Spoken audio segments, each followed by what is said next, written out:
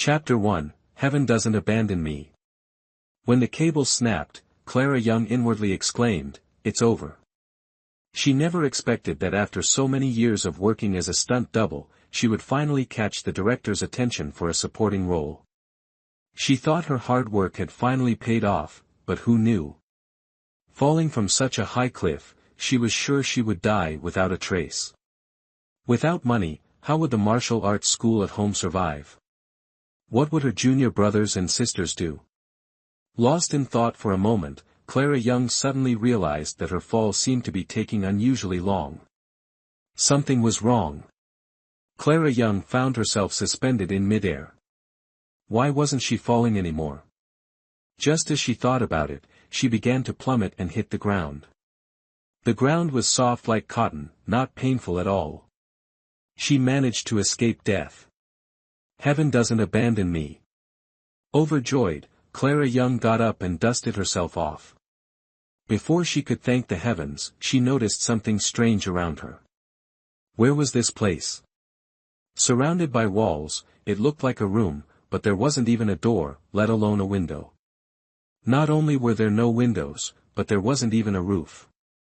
Clara Young, who had always led her junior brothers and sisters in climbing and mischief, found these walls in front of her smooth and impossibly high, with no end in sight. Damn it! What kind of place is this? Let me out. As soon as Clara Young finished speaking, the scenery before her eyes suddenly changed, and her body lost weight, plunging into water with a splash. Clara Young. Oh my God! Don't play with me like this. If I'm going to die, at least let it be quick. I'm a landlubber. Struggling in the water for a while, she swallowed several mouthfuls, and her head began to spin. Clara. Clara Young. Catherine Blake. Sister-in-law. Countless unfamiliar images flooded into Clara Young's mind, giving her a splitting headache. What on earth was happening? How could someone have the same name as her? This Clara Young had a timid personality, unloved by her parents, bullied by siblings. At 14, she was sold to Charles Blake in Stonebridge Village as a wife. Just after the wedding, before consummating, her husband went off to war. A year later, Clara Young became the widow of the Blake family. Her mother-in-law was chronically ill, 3 young sisters-in-law, a young brother-in-law, a sharp-tongued grandmother-in-law who would scold her for even talking to a male dog, accusing her of being a temptress. Her grandfather-in-law pretended to be deaf and mute, while other family members were opportunistic. First, a hooligan brother-in-law tried to take advantage of her, then a lazy sister-in-law falsely accused her. Driven to despair by her grandmother-in-law over a missing hen, she jumped into the river to end it all. Feeling a hand groping her chest, Clara Young suddenly opened her eyes, grabbed the wrist of the offender, twisted it hard, and spat directly into his face. Ah!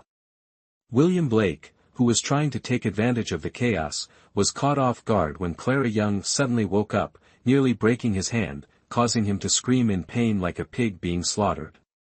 She's awake, she's awake. Big sister-in-law is awake. A child's voice exclaimed joyfully. Clara Young looked around. Everyone, regardless of gender, had long or short hair. There was no director, no cameras, and it wasn't a film crew. Clara Young was astonished. Could it be that she had time traveled? Having worked as a martial arts stunt double for many years, navigating various film crews, and reading numerous online novels, Clara Young was quite adept at handling unexpected situations. After all, it was a blessing from heaven, the warden's protection, that she managed to survive. However, her current situation was anything but ideal. Clara Young, you vile woman. Let go. William Blake felt as if his bones were about to break and cursed angrily. Clara Young's eyes were cold as she increased the pressure on his wrist, causing William Blake to scream in pain. What is happening here? Margaret Lewis from the second branch heard her son's cries and rushed in. Seeing Clara Young gripping William Blake's wrist tightly, she furiously charged forward, yelling, "You shameless hussy, how dare you lay a hand on my son? As she spoke, she raised her hand to slap Clara Young. Clara Young released William Blake and gave him a slight push, causing him to tumble towards Margaret Lewis, and both mother and son fell to the ground. Ouch, my bottom! Margaret Lewis cried out in pain, glaring at Clara Young. Just as she was about to scold her, she met Clara Young's icy gaze, shivered, and began to wail loudly, "Murder! Murder! This petty woman dares to rebel! Murder!" Clara Young's head throbbed from the screeching of this shrewish woman. She wished she could shove a clod of earth into her mouth to silence her, but unfortunately, having just regained consciousness, she was still a bit weak, and the strength she used to teach William Blake a lesson was all she had. "What are you screaming about in broad daylight? I'm not dead yet." Elizabeth Blake entered from outside, shouting. Seeing her second daughter-in-law Margaret Lewis and grandson William Blake sprawled on the ground, Elizabeth Blake's eyes darkened as she coldly looked at Clara Young. This wench hadn't died, truly a scourge that would last 1,000 years. Oh dear! Why is the second sister-in-law sitting on the ground with William Blake like that? Sophia Blunt, the third wife, looked at Margaret Lewis and her son on the floor, laughing as she gossiped. "What is going on here?" Elizabeth Blake questioned Clara Young, clearly placing all the blame on her. Clara Young sneered inwardly but showed a look of grievance on her face, pointing at William Blake. "William, I was about to ask you to stand up for me. Why was he in my room?" Men and women over the age of 7 should not share the same space, and William Blake from the second house was already 16, old enough to marry. He should have known better than to appear in his sister-in-law's room so casually. Moreover, Clara Young was a young widow. Elizabeth Blake snapped back to reality, her face darkening as she glared at William Blake before turning to scold Clara Young, "How dare you argue? If it weren't for William seeing you jump into the river and calling for help, you would have been dead long ago. You seductive vixen, next time you want to die, do it out of sight, far away, and don't taint the Blake family land. Your whole family is nothing but bad luck. That's right. You don't even know your own status, you wretched woman. How dare you steal our chickens?" Mary glared hatefully at Clara Young and the others as she spoke. "We didn't steal any chickens, you're slandering us." Peter Blake, Clara Young's 5-year-old brother-in-law, protested loudly, his eyes red with grievance. "You ate them and now you're denying it, probably all gone into the dog's belly. A bunch of ungrateful people." Mary continued to scold, "Mother, look at what kind of people they are. The Blake family's reputation is about to be ruined. Thieves should be jailed, take them to the authorities, have the magistrate give them 20 lashes and lock them up, let's see if they dare to act up again." Chapter 2, Sister-in-law, I'm hungry. "Auntie, you accuse our family of stealing chickens, but before you make such accusations, maybe you should check for chicken bits in your teeth and William Blake's too." Clara Young intercepted her sister-in-law, mocking her. "You." Margaret Lewis, feeling guilty, quickly checked her teeth, and William Blake did the same. Finding nothing, they angrily shouted, "Clara Young, you fox, how dare you slander us? I won't let you off today." "Perfect, I feel the same way. We need to get to the bottom of this. Let's report to the authorities. I heard the best forensic experts can determine who ate the chicken by inspecting the stomach. Even if it costs my life, I will seek justice. Rose, Daisy, help me up, we're going to report this." "Yes. Let's report it. Better to die innocent than to live falsely accused." Rose and Daisy wiped their tears and agreed. "Enough chaos. Catherine Blake, do you want the whole family in turmoil? Stop embarrassing the family." Elizabeth Blake scolded Clara Young and the children, then turned to the others, "Why are you still here? Get cooking. William Blake, what are you doing in the West Wing? Are you trying to bring more bad luck? None of you give me peace." After Mrs. Blake left, Margaret Lewis, still unwilling to back down, spat in Clara Young's direction, "You wretch, how dare you tarnish my son's reputation? Just wait, I'll deal with you one day. Scum." William Blake also got up, cursed, and stumbled away. After all that effort, they gained nothing. It was truly unlucky. Clara Young gritted her teeth, cursing Margaret Lewis and William Blake in her heart, trying to swallow her anger. Damn it! Once she recovers, she'll deal with these scoundrels. Sister-in-law, are you okay? Seeing Clara Young's dark expression, Rose Blake, Daisy Blake, Lily Blake, and Peter Blake stood by, too scared to move. After a while, Peter Blake hesitantly asked. Clara Young snapped back to reality, looking at the 3 girls and 1 boy beside her. She sighed, "I'm fine." "Sister-in-law, don't die." Lily Blake clung tightly to Clara Young's arm, tears streaming down her face. "I don't want you to die. Don't leave us." "I feel the same." "Sister-in-law, I'll be good, I won't make you angry anymore, please don't die." "Peter doesn't want you to die." Peter Blake also clung to her arm, crying loudly. "Sister-in-law, it's our fault, we dragged you into this." Rose Blake and Daisy Blake said tearfully. Thunk. Suddenly, there was a loud noise from the next room. Rose Blake and Daisy Blake jumped in fright and rushed over, finding Mrs. Blake on the floor. They quickly helped her up. "Mother, why are you out of bed?" Clara Young also came over, looking at her mother-in-law's gaunt face. She said, "Mother, please get back to bed." "What's the point?" Mrs. Blake said, trying to hit her head against the wall. "I'm the one who brought this misfortune on the family. I'm useless." "Mother." Rose Blake and Daisy Blake quickly restrained her. Clara Young also helped, finally getting her back to bed. "Clara, it's all my fault. I'm the one who should die."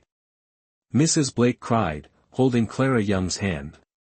Clara Young looked at her mother-in-law's frail hands, feeling deeply saddened. "Mother, we're family, there's no fault. Just focus on getting better, you'll recover." "I'm so useless." Mrs. Blake said, tears in her eyes. "Clara, you're young. If you find someone suitable, just go. Don't waste your life here." "Mother, if I leave, what will everyone do?" Clara Young patted her mother-in-law's hand, then glanced at her worried siblings-in-law. "I was just in a bad mood and went for a walk by the river, not planning to jump in. It's better to live poorly than die. I'm young, how could I think of dying?" Initially, Clara Young did have some troubling thoughts, but not to the extent of wanting to end her life. It was only when that scoundrel William Blake followed her to the riverbank, taunting and attempting to disgrace her, that Clara decided to use her death to prove her innocence. "I really didn't." Emily Green still couldn't believe it. In truth, the first person who couldn't bear it was Emily Green. When her husband died in battle, she still had her eldest son to rely on. It was a struggle to find a wife for her son, and unexpectedly, right after the wedding, before they could even consummate the marriage, her eldest son had to go to war. Tragically, within a year, he too died in battle. Upon receiving the devastating news about her son, she fell ill. Fortunately, her daughter-in-law was dutiful, taking care of the elderly and the young in the family. Without her daughter-in-law, how would they survive? "Mother, don't worry, I won't go anywhere. I will take care of the children and look after you," Clara Young reassured Emily Green. Having spent many years in the film industry, honed by the exceptional acting of thespian kings and queens, Clara Young could easily discern her mother-in-law's true feelings. Although Emily Green outwardly suggested that Clara should remarry and find someone else, in reality, she was the one who least wanted Clara to leave. It was merely a tactic to win her over. Moreover, years ago, Clara Young was sold into the Blake family, and the deed of sale was still in the hands of the old woman of the Blake family. As long as the old woman refused to release the deed, Clara Young couldn't go anywhere. Thinking about that deed, Clara Young felt an indescribable sadness. She clutched her chest, feeling slightly more at ease. These were the lingering emotions of the original owner, and Clara Young understood well that the deed was what the original owner resented and cared about the most. With Clara Young's firm assurance, Emily Green finally felt at ease and lay down. Only then did Clara Young have time to carefully observe her current living conditions. Their main house was located in the west wing of the Blake estate, consisting of 3 dilapidated rooms. Inside, besides 3 earthen beds, patched quilts, a few tattered clothes, there was only a square table, 4 long benches, a water jar, a water bucket, a clay pot, and a few chipped bowls. With just a glance, Clara Young could clearly see this meager amount of possessions, and 4 words came to mind: empty house. "Sister-in-law, I'm hungry." Peter Blake, her young brother-in-law, said, holding Clara Young's hand with a pitiful voice. Clara Young looked down at the pale, thin, and frail boy, gently patting his head. "Sister-in-law, I'm hungry too," Lily Blake weakly added. Chapter 3, The notorious family. Lily Blake and Peter Blake are fraternal twins. The 5-year-old girl is the youngest in the family, as thin as a stick, with a small face not even the size of Clara Young's hand, but her large, bright eyes stand out. Clara Young is also hungry. She looks at Rose Blake and Daisy Blake, her 2 sisters-in-law, one 14 and the other 10, both pale and emaciated, clearly due to prolonged malnutrition. "Sister-in-law, I'm not hungry," Daisy Blake obediently says. "Nonsense. How can you not be hungry? Your sister-in-law is so hungry she could eat a whole ox right now." Clara Young flicks Daisy Blake's forehead lightly, smiling as she speaks. "A whole ox? Like the one the village chief has?" Peter Blake swallows hard. "Sister-in-law, you really have an appetite. Is beef tasty?" Clara Young laughs at the boy's words, seeing his eyes light up at the mention of meat, her heart softens, and she involuntarily remembers her fellow disciples. "Sister, if I master this martial art, will you make roast duck for me?" "Sister, I want some too. I also want those meat-filled buns you make." "I want some too. I want roast lamb." "Don't worry, as long as you practice diligently, there will be roast duck, meat buns, and roast lamb." "Sister-in-law, are you angry?" Peter Blake quickly asks when Clara Young falls silent. "Sister-in-law, I'm not hungry anymore, please don't be mad." "Sister-in-law, I'm not hungry either, not even a bit," Lily Blake chimes in. "I'm not angry." Clara Young returns to her senses, patting Lily Blake and Peter Blake on their heads. "Don't worry, your sister-in-law will make sure you eat your fill." "Really?" Peter Blake's eyes sparkle.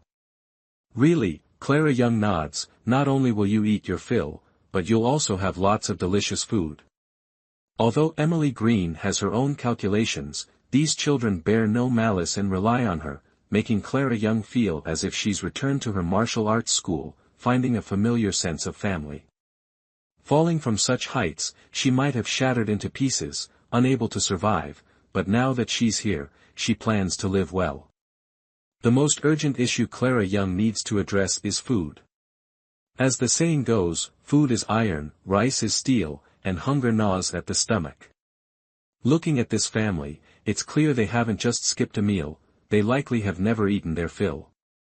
Clara Young is currently in the Eastern Han Dynasty, Sunhaven Prefecture, Newgate County, Riverford, Stonebridge Village, in the 10th year of the Xuanda era. This place doesn't belong to any historical dynasty she studied, yet there are some similarities. Stonebridge Village is named after the stone bridge within it. The Blake family is a prominent clan in Stonebridge Village, with nearly half the villagers bearing the Blake surname. In Clara Young's current in-law's family, the old patriarch Richard Blake has 2 sons and 1 daughter, Victor Blake, Arthur Blake, and Jade Blake. Clara Young's father-in-law, David Lewis, is not Richard Blake's biological son but the son of his deceased elder brother. Richard Blake's brother and his wife passed away early, and David Lewis grew up in his uncle Richard Blake's household. The Blake family never divided their assets. Thus, all household matters are managed by Mrs. Blake, Richard Blake's wife. Richard Blake is a hypocrite, outwardly raising his brother's child to build a reputation for benevolence, but in reality, he treats David Lewis's family harshly. Not only does he try to seize his brother's assets, but he also exploits David Lewis's family, making them toil like beasts of burden. Even military service falls to David Lewis's family. Otherwise, after David Lewis's death, he wouldn't have sent Charles Blake, the family's pillar, to war. On his wedding night, before he could even consummate the marriage, Charles Blake was sent to battle and died young on the battlefield. After Charles Blake's death, the status of the main family declined further, plunging them into poverty. In the Blake household, all the heavy work fell to the main house. Not only did they not receive any benefits, but they were also frequently scolded and criticized by the other family members, living a life harder than even the servants. Especially Mrs. Blake, who was harsh, sharp-tongued, and spoke without restraint. Previously, Clara Young couldn't endure her insults and had once contemplated going to the river out of desperation. Elizabeth Blake's 2 sons and 1 daughter were all lazy and gluttonous. However, Victor Blake and Arthur Blake inherited Richard Blake's hypocritical nature. They were clearly exploiters and deceivers, yet they liked to appear generous and kind-hearted in front of outsiders, which was nauseating. Victor Blake's wife, Mary, also known as Margaret Lewis, bore him 3 sons and a daughter, Thomas Blake, William Blake, Samuel Blake, and Violet Blake, respectively.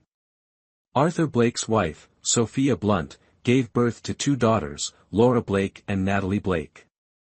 Laura Blake, now 15, is the same age as Rose Blake and is of marriageable age. However, she is extremely picky and finds every young man in the village unsuitable, so she remains unmarried. True to the saying, like father, like son, Victor Blake's 3 sons are also learning to be no good. They are only adept at bullying the main house's family members, showing one face at home and another outside. Thomas Blake is a month younger than Charles Blake, Clara Young's late husband. Last year, he married Jennifer Parker, the daughter of Patrick Parker from East Bridge County. Currently pregnant, rumored to be with a boy, she is pampered at home and behaves arrogantly, ordering around the main house's family members like servants. Her status is second only to Jade Blake, Elizabeth Blake's beloved daughter, who aspires to marry into a wealthy family and remains unmarried at 20.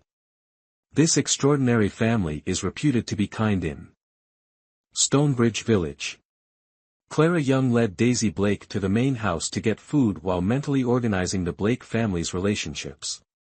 Since the family hadn't split, the entire Blake family ate together at the main house, except for the main branch. Because Charles Blake died in battle and grandmother Emily Green fell ill, the Blake family considered the main branch unlucky, forcing them to take their meals separately. Every time the main branch came to get food, they not only had to endure the Blake family's attitude but also their insults. The Blake family would eat heartily, while the main branch could only watch and wait to eat leftovers. They were treated like beggars, tossed a few scraps of cornbread and leftover soup. Even then, it depended on their mood. If they arrived late or if the family was displeased, even scraps were denied, and they risked being scolded or beaten. Clara Young appeared at the dining room when the family's mood was evidently sour. She asked Daisy Blake to wait outside, composed herself, and entered the dining room, greeting everyone with a smile: grandfather, grandmother, second uncle, second aunt, third uncle, third aunt, little aunt. Oh, little aunt isn't home today, cousins, sisters-in-law, how are you all? Chapter 4, Chaos in the Dining Hall. As soon as Elizabeth Blake heard that voice, her face darkened. Without even looking at Clara Young, she angrily shouted, "You wretched girl, get out of my sight." If it had been the old Clara Young, she might have run away crying after hearing such words from Elizabeth Blake.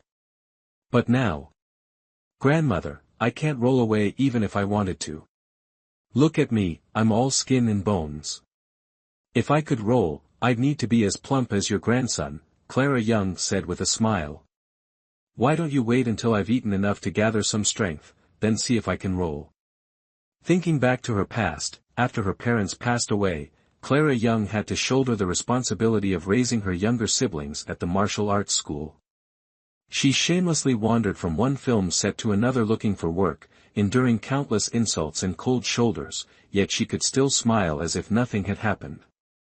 Did Elizabeth Blake really think she could intimidate her? What a joke! Catherine Blake, you shameless woman, who are you insulting? Have you grown bolder? William Blake, humiliated by Clara Young and scolded by his grandmother, was furious and looking for a way to vent his anger. Seeing Clara Young, he jumped up and charged at her, raising his hand to slap her. This William Blake was truly fearless, even after being taught a lesson by Clara Young before. Before his hand could reach Clara Young, she grabbed his arm, twisted it, and broke it. Ah! William Blake screamed so loudly it nearly brought the house down. William! Margaret Lewis, enraged, rushed forward to tear Clara Young apart, but Clara kicked her in the chest, sending her sprawling to the ground, gasping for breath, unable to speak for a while. You wretched girl! How dare you hit my mother? I'll fight you to the death. Samuel Blake lunged at Clara Young with a pair of chopsticks, aiming for her eyes. Clara Young tilted her head to dodge, grabbed Samuel's wrist, and twisted it hard, causing the chopsticks to fall from his hand. She twisted his arm behind his back, her other hand gripping his throat, smiling at the rest of the Blake family. Anyone else want to try? Seeing Clara Young smile, the entire Blake family felt a chill down their spines. They had never seen such a terrifying smile. You have some nerve. Richard Blake slammed the table in anger. Catherine Blake, what are you trying to do? Are you planning to kill someone? Grandfather, don't accuse me wrongly. They attacked first, I'm only defending myself. And so what if I kill someone? Is it difficult? Clara Young's smile remained unchanged as she gently traced her finger along Samuel's neck. Look, grandfather, a person's neck is very fragile. Just a strong squeeze, snap, and the bone breaks, they stop breathing instantly, no bloodshed, and most importantly, my hands stay clean. Don't kill me. Grandfather, save me. I don't want to die. Samuel Blake was trembling with fear, crying. He could feel the murderous intent emanating from Clara Young, with no doubt she would actually do it. Remembering how he had always beaten and insulted Clara Young, never showing her any kindness, Samuel Blake realized he might not escape death today and was so scared he wet himself. Clara Young, murder is punishable by death. Do you want to be a murderer? Richard Blake shouted angrily. He realized that the granddaughter-in-law who used to be terrified of even a cough from him now had nerves of steel. If I have to pay with my life, so be it. What's the big deal? After all, I've already died once today, what else is there to fear? Clara Young said calmly. You wretched girl. Mrs. Blake screamed in rage. Of course, my life isn't as precious as your grandson's. So, a life for a life, I might even profit, maybe gain a few more lives. Such a deal can't be a loss, right, Grandpa? Clara Young smiled at Richard Blake. What exactly do you want? Richard Blake asked with a stern face. I really don't want anything. I just come to get some food at mealtime, but some people keep bothering me, and I don't know what to do. Clara Young shrugged indifferently. If you want food, just take it properly. What's all this noise? It's disgraceful. Richard Blake shouted. You're right, Grandpa. I shouldn't have done that. I'll go get the food now. Clara Young kept her smile and turned to Daisy Blake standing behind her. Daisy, come and get the food quickly. Yes. Daisy Blake nervously stepped out from behind the door. She thought that coming with her sister-in-law to get food might just result in a scolding, or at worst, being sent back hungry again. But her sister-in-law. Is this still the sister-in-law who used to cry quietly when bullied? It's like she's become a different person. Daisy, hurry up, Mom and Peter are waiting for us to eat. If we take too long, the food will get cold and won't taste good. Clara Young smiled at Daisy, who was dazed. Sister-in-law, can we really get the food? Daisy Blake asked timidly. In truth, she thought cold food wouldn't be a problem since they were used to eating leftovers. But seeing her sister-in-law smiling at her, she couldn't bring herself to say it. Children need to eat well as they grow. Daisy Blake, at her growing age, felt her stomach rumbling. The smell of food made her eyes light up. Forget it. Take a chance. Even if it means trouble, she has to eat her fill, so she won't be a hungry ghost and have trouble reincarnating. With that thought, Daisy Blake rushed into the dining room, like a hungry wolf pouncing on its prey, filled a clay pot with all the braised pork and cabbage on the table, stuffed the remaining 5 buns into her chest, and said to Clara Young, Sister-in-law, I'm done. All right, go eat first. Clara Young looked at Daisy Blake with approval. This sister-in-law has a strong character. Choosing her as a partner was indeed right. If it were Rose Blake, she'd probably be too scared to move. I'll go back with you, sister-in-law. Daisy Blake looked at the Blake family members sitting with dark faces around the table, feeling a bit scared but unwilling to leave her sister-in-law alone. Be good, Daisy, go back first. I have something to discuss with Grandpa and will be back soon. Clara Young smiled gently, I'll be quick, don't let Mom and the others go hungry. Okay, I'll take the food back and come back for you. Daisy Blake said and then ran off. Chapter 5, Intimidation, just wanting to show off, Catherine Blake, you've taken the food, now can you release Samuel? Richard Blake glared at the leftovers on the table, his face dark with anger. Release him just because you say so. Clara Young retorted, releasing her grip and striking Samuel Blake on the neck. Samuel collapsed unconscious to the ground before he could utter a word. Murder. Catherine Blake, Thomas Blake's wife, screamed. What's all the noise? Shut up. Clara Young snapped, are you trying to let the neighbors see our family's drama? If you want the whole village to come, keep shouting. You. Catherine Blake pointed at Clara Young, both horrified and furious. As Clara approached her with a calm smile, Catherine was so scared she couldn't speak. When will you stop causing trouble? Richard Blake demanded angrily. Grandfather, I didn't want this either. I just came to get some food. Is that so terrible? Or do you want outsiders to say that even though we're part of the Blake family, we don't even have a meal to eat? Clara Young smiled again. Richard Blake was speechless with anger at Clara Young's smile but was powerless to do anything. Everyone else was having their meals, and their family's commotion would surely become the talk of the town. You've got your food now, so leave. Richard Blake said through clenched teeth. Leave? Dream on. You wretched girl, do you think I'll let you leave just like that? Elizabeth Blake grabbed a willow branch and struck at Clara Young. Clara Young swiftly seized the branch, broke it into pieces, and tossed it to the ground. She then smiled at Elizabeth Blake, Granny, even the Grim Reaper doesn't dare to take me. Do you think you're more formidable than the King of Hell? Should I start calling you the living Grim Reaper? What are you planning, Clara Young? Sophia Blunt added fuel to the fire, how dare you speak to your grandmother like that? Such disrespect. Aunt, do you think your neck is stronger than Samuel Blake's? Clara Young smiled at Sophia Blunt. This woman often pretended to be gentle and harmless, but she was more cunning than others, always stirring up trouble.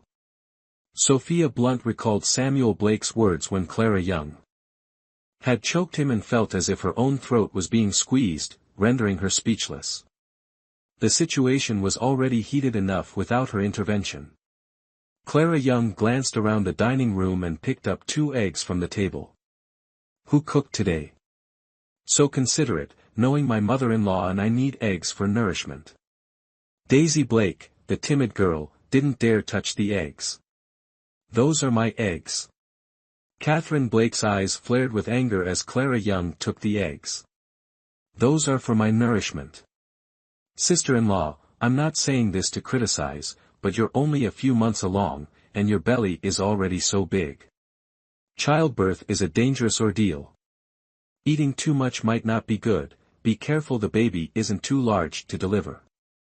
Clara Young looked at Catherine Blake with feigned concern.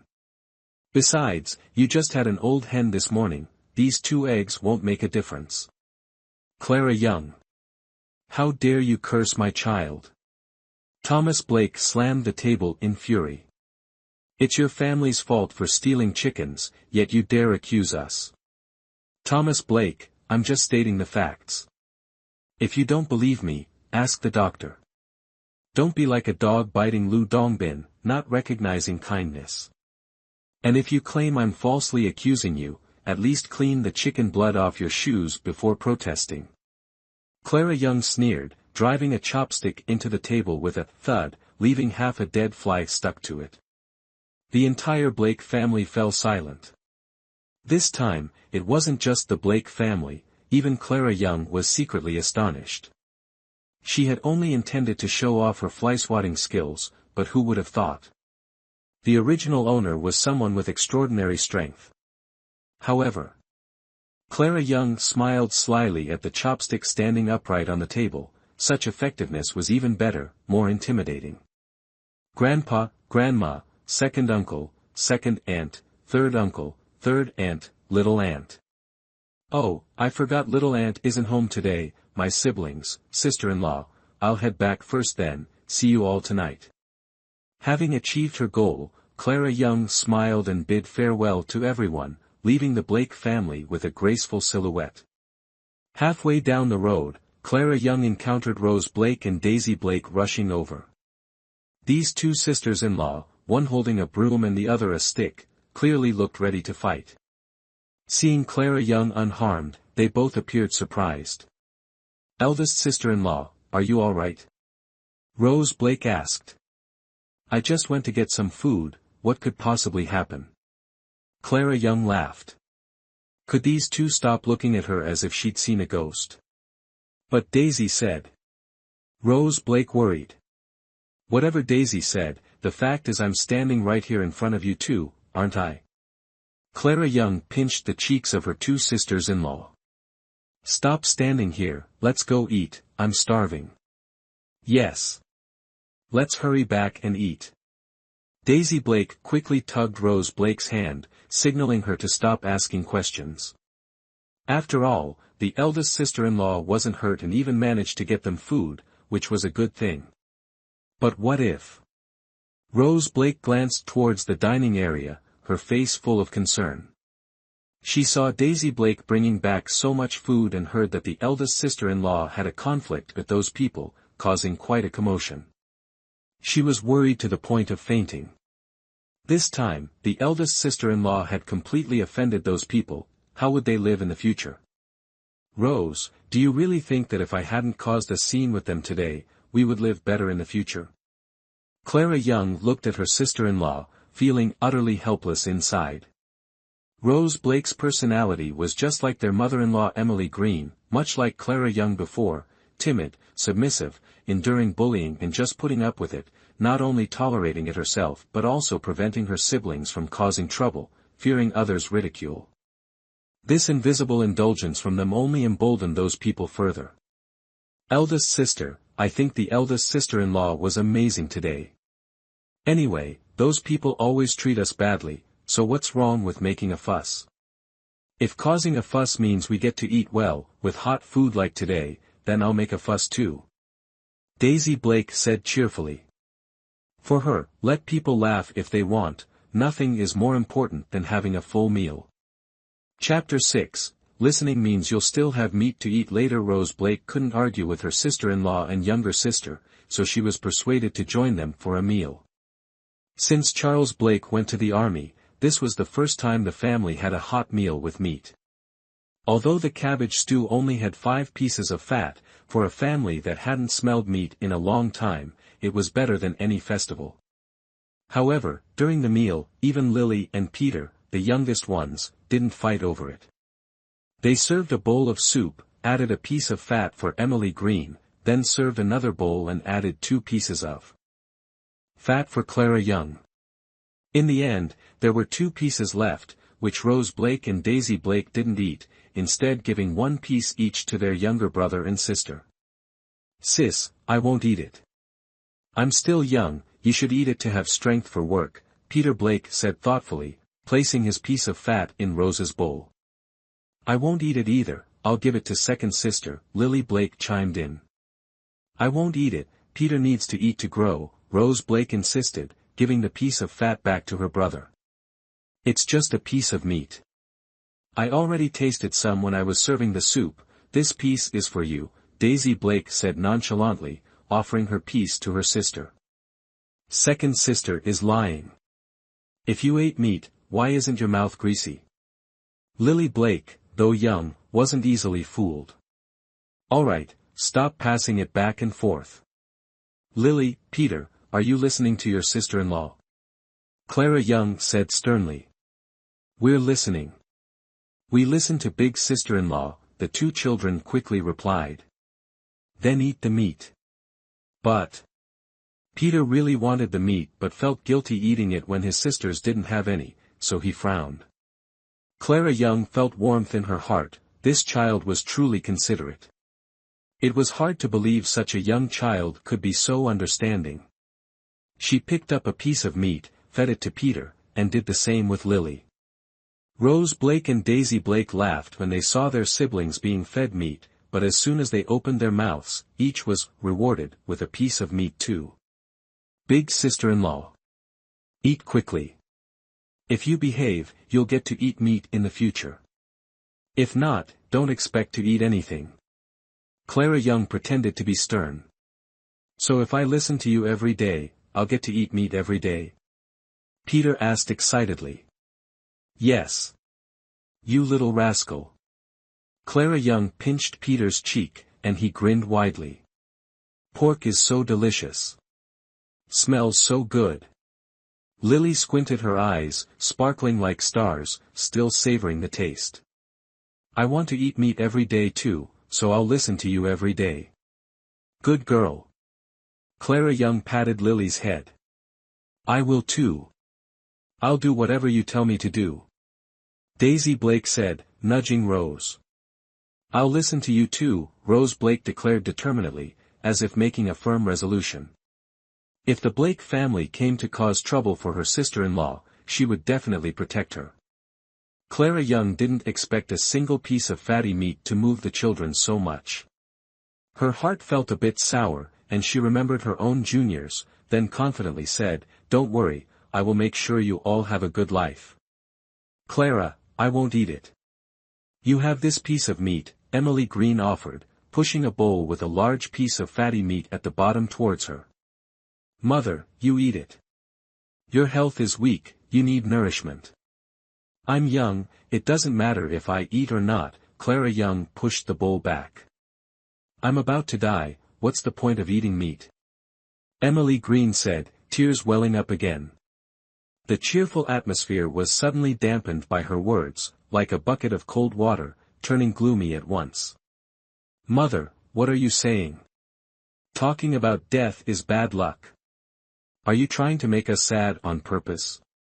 Clara Young frowned, knowing Emily Green's current health was partly due to her melancholic nature.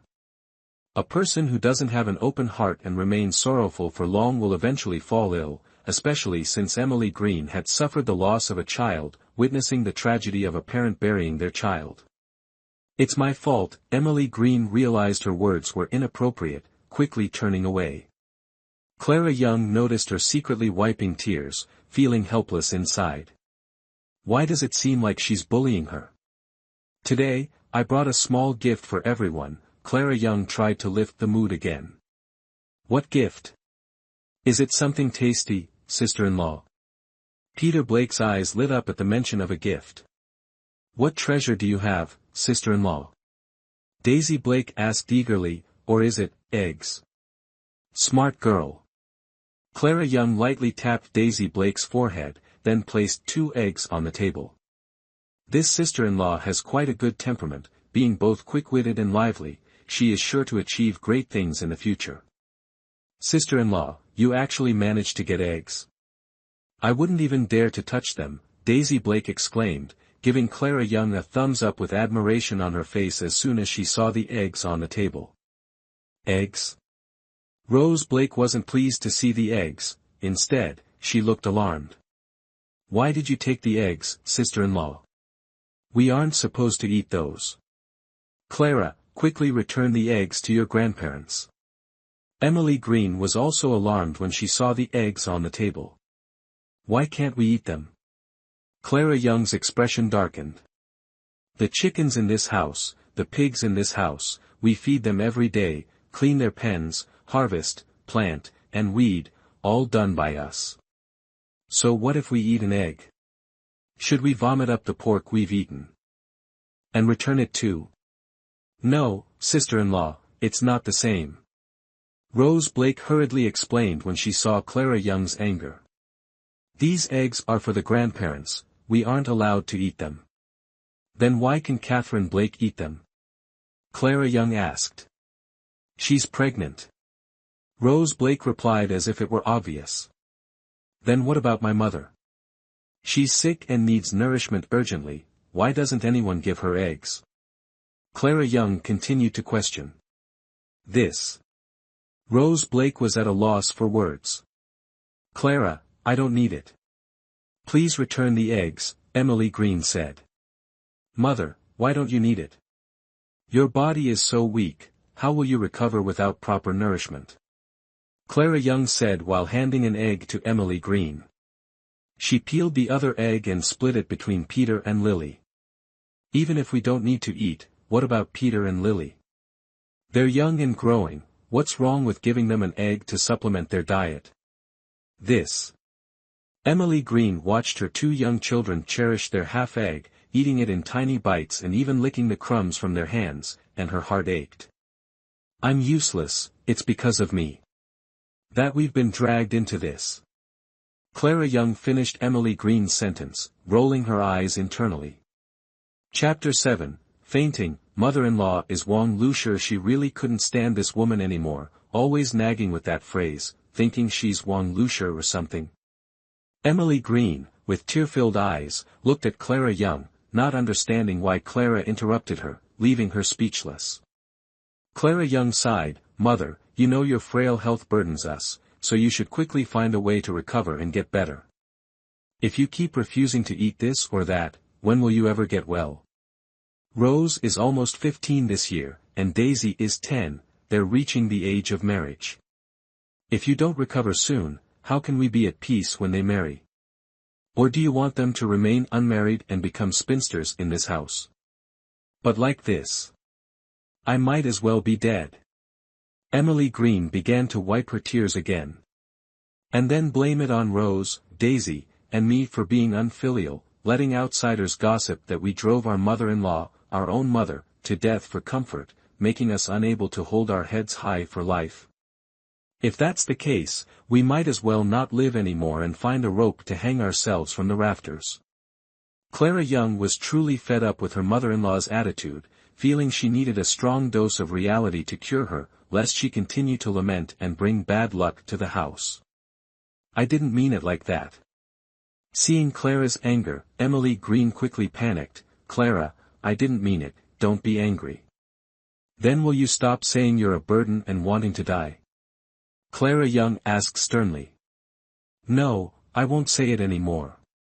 I must live well, otherwise, if I don't see Rose, Daisy, and Tam Na get married, or see Peter succeed, I wouldn't have the face to meet my husband and son in the afterlife. Emily Green's voice started to become hoarse again. Will you take care of your health and eat properly from now on? Clara Young asked again. Yes. I will eat well and take care of my health. I'll listen to you, don't be angry. Then eat this egg. This. Emily Green hesitated. Mother, eat quickly, the egg is delicious. The yolk is very fragrant. Peter and Lily both encouraged her. That's right, mother, eat quickly, taking care of your health is more important than anything. Rose Blake also urged, peeling the egg and placing it in Emily Green's hand.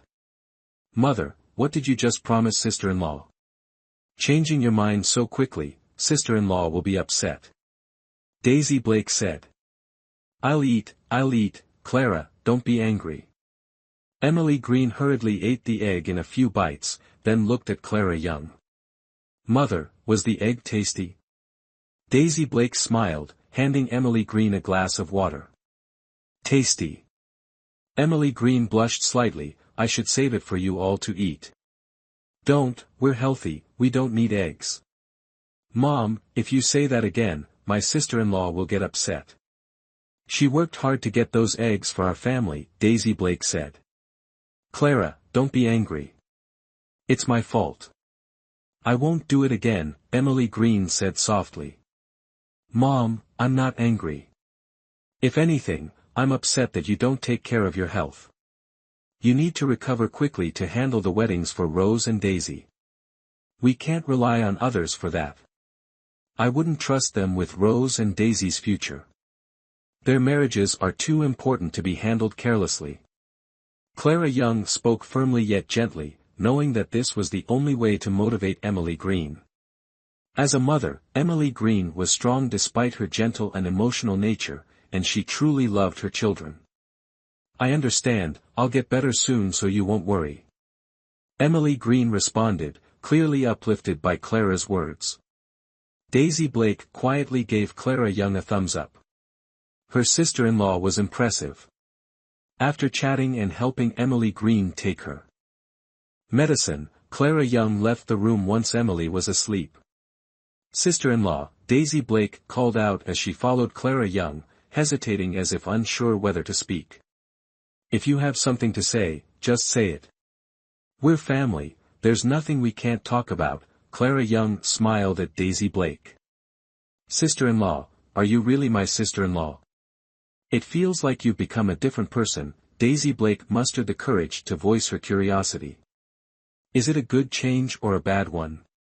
Clara Young laughed, impressed by Daisy's keen observation. Of course, it's a good change. Daisy Blake blurted out. I like you this way, please don't go back to how you were before. Though her sister-in-law was kind before, she was too timid, unlike now, where she's bold and outspoken, ensuring they have enough to eat. As long as she could provide for them, no matter how she changed, she would always be a good sister-in-law. Aren't you afraid I'll upset the Blake family and cause trouble for everyone? Clara Young asked. Even if we don't upset them, they'll still bully us. So we might as well stand up for ourselves. Daisy Blake said defiantly. At worst, we'll fight them. Better than being bullied to death like before. She had long wanted to stand up to them, but her sister-in-law, older sister, and mother always stopped her, calling her reckless. As if being bullied was just something they had to accept, it drove her mad. You see things more clearly than they do, Clara Young said, patting Daisy's head. I wasn't as good as you before. Sister-in-law, you were actually really nice before too, always giving way to us. It's just not as good as you are now. You're much better now, Daisy Blake said shyly. Sister-in-law, why did you suddenly change like this? Maybe dying once made me realize something, Clara Young smiled. It's better to be the villain than to be bullied to death. If being a bad person is what it takes to survive in this house, then I'm willing to be bad. Me too. I'm also willing to be bad. Daisy Blake said enthusiastically. Come on now, just listen and don't be stubborn with them, okay? Clara Young laughed, reaching to pat her sister-in-law's head, but suddenly her hand felt heavy, her vision blurred, and she collapsed. Sister-in-law. Daisy Blake cried out in alarm, quickly catching Clara Young, only to find her burning hot. Sister-in-law, you have a fever, you're so hot. Rose, come help. Rose Blake ran over at the call, followed by Lily, while Emily Green wanted to go but was stopped by Peter. Mom, just rest. If you don't listen to big sister, she'll be angry, and that will harm her health. Okay, I'll listen, Emily Green said, her eyes moist as she looked at her understanding son. Chapter 8, A Plot, Making her life worse than death. The three sisters-in-law carried Clara Young to her room and laid her on the bed. Daisy Blake instructed Rose and Lily to watch over Clara Young while she ran off to find the village doctor. Edward Ford, the village doctor, had been the one to treat Clara Young when she fell into the water before. Hearing from Daisy that Clara Young had a high fever, he quickly packed his medicine box and some herbs and followed Daisy to the house. After checking Clara Young's pulse, Edward Ford gave Daisy 2 packets of medicine to brew for Clara Young to drink. She caught a cold from falling into the water earlier. If the fever doesn't go down after taking the medicine by tomorrow, come find me again, Edward Ford said. Thank you, Uncle Ford. We'll pay for the medicine once my sister-in-law wakes up, Daisy Blake said, blushing with embarrassment, as they didn't have any money on hand. They could only wait for her sister-in-law to wake up to settle it. Her sister-in-law had told her not to confront them directly, so she would listen for now. But if her sister-in-law didn't wake up by tomorrow, she wouldn't care anymore. She'd do whatever it took to prevent anything from happening to her sister-in-law. No need for money, Edward Ford said, knowing well that the Blake family wasn't as they appeared and treated this household poorly. As a doctor, he had a kind heart and helped where he could. Uncle Ford, our whole family will remember your kindness, and will repay you in the future, Daisy said, tears welling up, as she was still just a young girl. You're a good child, Mr. Ford said, patting Daisy's shoulder to comfort her. After seeing Mr. Ford off, Daisy, Rose, and Lily took turns caring for Clara Young, wiping her face and hands, hoping she'd recover soon. They were so busy that they missed dinner. Knowing that the others wouldn't leave any food for them, and without Clara Young, none of the sisters dared to go over to get food. Fortunately, they had eaten well at lunch, and skipping a meal wasn't too bad. They had survived much harder times before. At the Blake family dining area, after Clara Young's outburst and departure at lunch, everyone was furious, discussing how to deal with her. But these people were only good at bullying family members and were too scared by Clara Young's fierce actions at noon to do more than mutter threats to vent their anger. No one dared to go to the West Wing to confront Clara Young. Especially the brothers William and Samuel Blake, one with a dislocated shoulder and the other scared senseless, neither dared to show their face. They planned to see what would happen at dinner. Who would have thought that at dinner time, neither Clara Young nor her family appeared, and this group of people began to scheme again. What do you all think, is that Clara Young possessed by a ghost or something? How dare she speak to the elders like that? Laura Blake, daughter of Arthur Blake and Sophia Blunt from the third branch, was the first to speak up. I think she's got nerves of steel, daring to curse my sister-in-law's unborn child, the rightful heir of our family. That vixen isn't afraid of divine retribution. Violet Blake from the second branch chimed in. Normally, she wouldn't dare make a sound even if you stepped on her. Even if you gave her 10 lives, she wouldn't dare lay a finger on me. I think she must have picked up something unclean from the river. Jennifer Parker said while rubbing her belly. If that's the case, I don't dare stay in this house any longer. What if it harms my child? I'm going back to my parents' house to rest. Going back to your parents' house, huh? Elizabeth Blake snapped. Women who are married should not run back to their parents' home at the slightest thing. What would people think of the Blake family if they found out? Grandma, I don't want to either, but did you see what Clara Young, that wench, did today and what she said? I've heard that someone drowned in that river before. What if? I can't risk anything happening to the baby in my womb. Jennifer Parker dabbed her eyes with a handkerchief. Don't think she doesn't know what the men in this family are like. Clara Young, that vixen, was born with a flirtatious face. The men in the family always have their eyes on her, even her father-in-law and uncle-in-law aren't any good, all having dark intentions towards that wench Clara Young. Luckily, she kept a tight rein on her husband, Thomas Blake, who was somewhat honest. But now that she's pregnant and physically inconvenienced, she can't guarantee Thomas Blake won't have impure thoughts. With Clara Young in the house, she feels like there's a weight on her heart. Even if they were to move her whole family to the West Wing, she wouldn't feel at ease. It was hard enough to come up with a plan to make Clara Young jump into the river. She thought she'd rid herself of this disaster, but who knew that Vixen would survive and even provoke her? No way. As long as Jennifer Parker is in this house, there can absolutely be no Clara Young. That wench. If she dares harm my great-grandson, I'll tear her apart and feed her to the dogs. Sure enough, just the mention of the baby in the womb made Grandma Blake furious. Grandma, that wench Clara Young can't be tolerated. Today she showed no respect for you and Grandpa. If we don't teach her a lesson she'll never forget, she'll cause endless trouble for the family, and we won't be able to live in peace, Jennifer Parker continued to incite. My sister-in-law is right, Grandma. This time we must teach that Jinx a good lesson, or she'll really think she can get away with anything. Violet Blake joined in with Jennifer Parker. With me here, she wouldn't dare. Grandma Blake said fiercely. If she doesn't behave, I'll make her life a living hell. The wench's indenture is still in her hands. If she angers her, she'll sell her to a brothel and see what tricks she can pull then.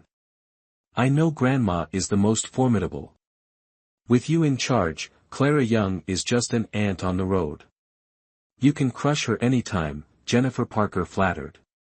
With you here, I can be at ease for myself and my son. You just focus on taking care of your pregnancy. Don't worry about household matters. Grandma Blake glanced at her granddaughter-in-law. That's right, with Grandma here, Sophia Blunt, the wife of the third son, also flattered. Jennifer, just focus on your pregnancy. The whole family is looking forward to the little one in your belly. Yes, I'll listen to Grandma, Jennifer Parker replied obediently, then gave Sophia Blunt a cold smile. Asterisk, what does it have to do with you? Gold digger, asterisk. Grandma Blake felt much better being flattered by her granddaughter-in-law. Look, this is my granddaughter-in-law, truly a scholar's daughter, sensible, proper, and filial, 120 times better than that wench Clara Young. In the countryside at this time, there were no evening entertainments, and oil lamps were expensive. To save money, everyone went to their rooms to rest as soon as it got dark. Chapter 9, Benefits, Encountering a Ghost. Speaking of Clara Young, she woke up at midnight with a high fever and parched mouth, wanting to find some water to drink. As soon as she opened her eyes, she saw Daisy sprawled by the edge of the bed, asleep. She picked Daisy up and placed her on the bed, feeling utterly exhausted, and collapsed beside her. The roof had a large leak, and lying on the bed, she could see the stars. If it rained, the house would surely flood. Clara Young looked at the ramshackle room under the starlight, feeling more and more that it was uninhabitable, thinking it was worse than being in those four walls. Just as she thought of this, Clara Young realized her surroundings had changed. Wasn't this the four walls she had thought of? Could it be she had traveled through time again? What about Daisy and everyone else? As she pondered, she noticed Daisy still sleeping soundly on the bed. Could it be? Clara Young was overjoyed. Could this be the legendary space? Not only had she traveled back to ancient times as Clara Young, but she also received such a great benefit. With this golden opportunity, supporting her family and surviving here would surely be much easier. The only downside was that this space was a bit small, about 20 square meters. Clara Young walked around and discovered a small pool of water in the corner, clear and fresh. Thirsty, she scooped up some water to drink. The water was cool and sweet, and after drinking, she felt refreshed and light. Could this be the spring of rejuvenation? There's so little of it, not even half a jug, just a few sips and it's gone. How stingy. Ouch. As soon as Clara Young finished complaining, something fell from the sky, hitting her on the head. At the same time, a stream of information flashed in her mind. This place was indeed a space, said to be the endless satchel crafted by an ancient celestial being, capable of containing the universe. The endless satchel had numerous other uses like storing items, planting, and could even train the owner's body and senses, but Clara Young opened a box on the ground and found an ancient book and a set of acupuncture needles of various lengths and sizes inside. The celestial being was passionate about medicine, with an eccentric personality, and had left a trace of his spirit in the endless satchel. Whoever possessed his treasure must inherit his medical skills, or else their soul would scatter. Of course, as long as the old man was pleased, this space could upgrade, with each level offering different surprises. Of course, she had to inherit it. Only a fool would pass up such a good thing. Clara Young, having been seasoned by countless television dramas of various genres, had a keen eye for such matters. This was definitely the right choice. Clara Young immediately picked up the book to read. This acupuncture technique is called the way of the needle. Initially, Clara Young was worried about not understanding the writing, but as soon as she opened the ancient book, the traditional Chinese characters transformed into familiar simplified characters, making it incredibly easy to read. Thanks to her extraordinary ability to memorize dialogues from her past life, combined with her family's long history of running a martial arts school, Clara Young had always dreamed of becoming a righteous hero. She once passionately studied various ultimate techniques like the plum blossom point striking hand, which made her extremely knowledgeable about the body's acupoints. Therefore, learning the way of the needle was truly a perfect match for her skills. Clara Young quickly mastered the entire acupuncture technique, memorizing everything, and even practiced with the needles on herself. I'm a genius. Clara Young stretched, it's just a book, how can it be difficult for me? As soon as she finished speaking, another book fell from above, hitting her on the head. Clara Young. Can't you find another way to appear? I only have one head, can you afford to replace it if it gets damaged? Thud. Another book fell. Clara Young rubbed her head, admitting defeat, all right. You're great, you're arrogant, whatever you say is right. Clara Young, eager to learn, originally intended to read both books before deciding what to do next. But seeing Daisy turn over on the bed, she suddenly had an idea and quickly returned to bed. Perhaps thanks to drinking water from the special space, Clara Young felt her fever had subsided, her body had recovered, and she was completely comfortable.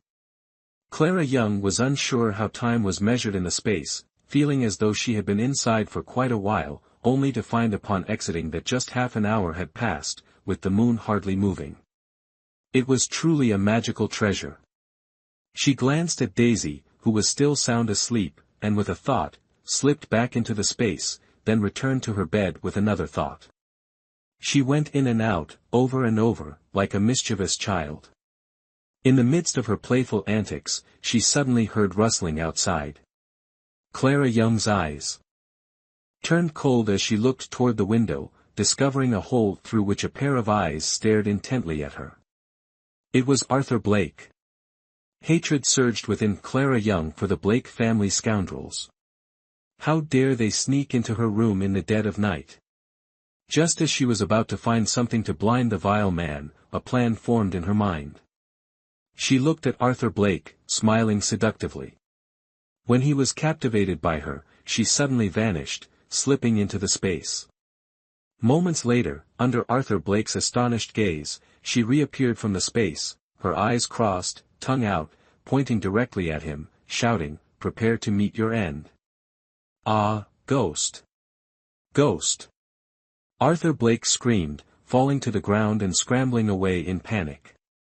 As he fled, he crashed into something with a loud clatter, and Clara Young heard chaotic noises echoing throughout the courtyard. Eventually, the entire Blake household, even the neighbors, were awakened, causing an uproar for quite some time. "Sister-in-law, what's happening outside?" Daisy Blake, awakened by the noise, asked worriedly from her bed. "It sounds like Uncle 3. Rose Blake said, putting on her coat with a tense expression. "Let them be, let's just sleep," Clara Young reassured her two sisters-in-law. If they want to make a fuss, let them, as long as they don't bother us. Yeah, let them be. Daisy Blake, being carefree and greatly disliking the Blake family, wished them nothing but bad luck and wasn't concerned at all. Rose Blake looked at Clara Young, hesitating to speak. She had been awakened by the noise earlier, hearing sounds coming from the west wing of their house. Could Uncle Three's actions be related to her sister-in-law? Rose, what's wrong? Clara Young asked, her face innocent and pure. Nothing, just a bit scared, Rose Blake replied, dispelling her doubts. Then come sleep with us, you won't be scared if we sleep together, Clara Young invited. Okay. Rose Blake lay down next to Clara Young. Sister-in-law, how are you feeling? Are you still feverish?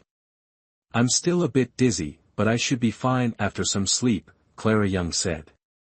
Then let's sleep quickly, so sister-in-law can rest and recover, Daisy Blake urged. Their sister-in-law was their pillar of support, and nothing must happen to her. The three sisters closed their eyes. Chapter 10, All the Flavors. Are you kidding me? Clara Young waited until her two sisters-in-law were sound asleep before opening her eyes and listening carefully to the sounds outside, a faint smile tugging at the corner of her lips. At the moment, she felt wide awake. Sleep was out of the question. Once she was sure everyone outside had dispersed, and estimating there was about an hour left until dawn, Clara Young quietly got up and climbed over the courtyard wall. Outside the wall of the west wing, where their main house was located, lay the Blake family's vegetable garden.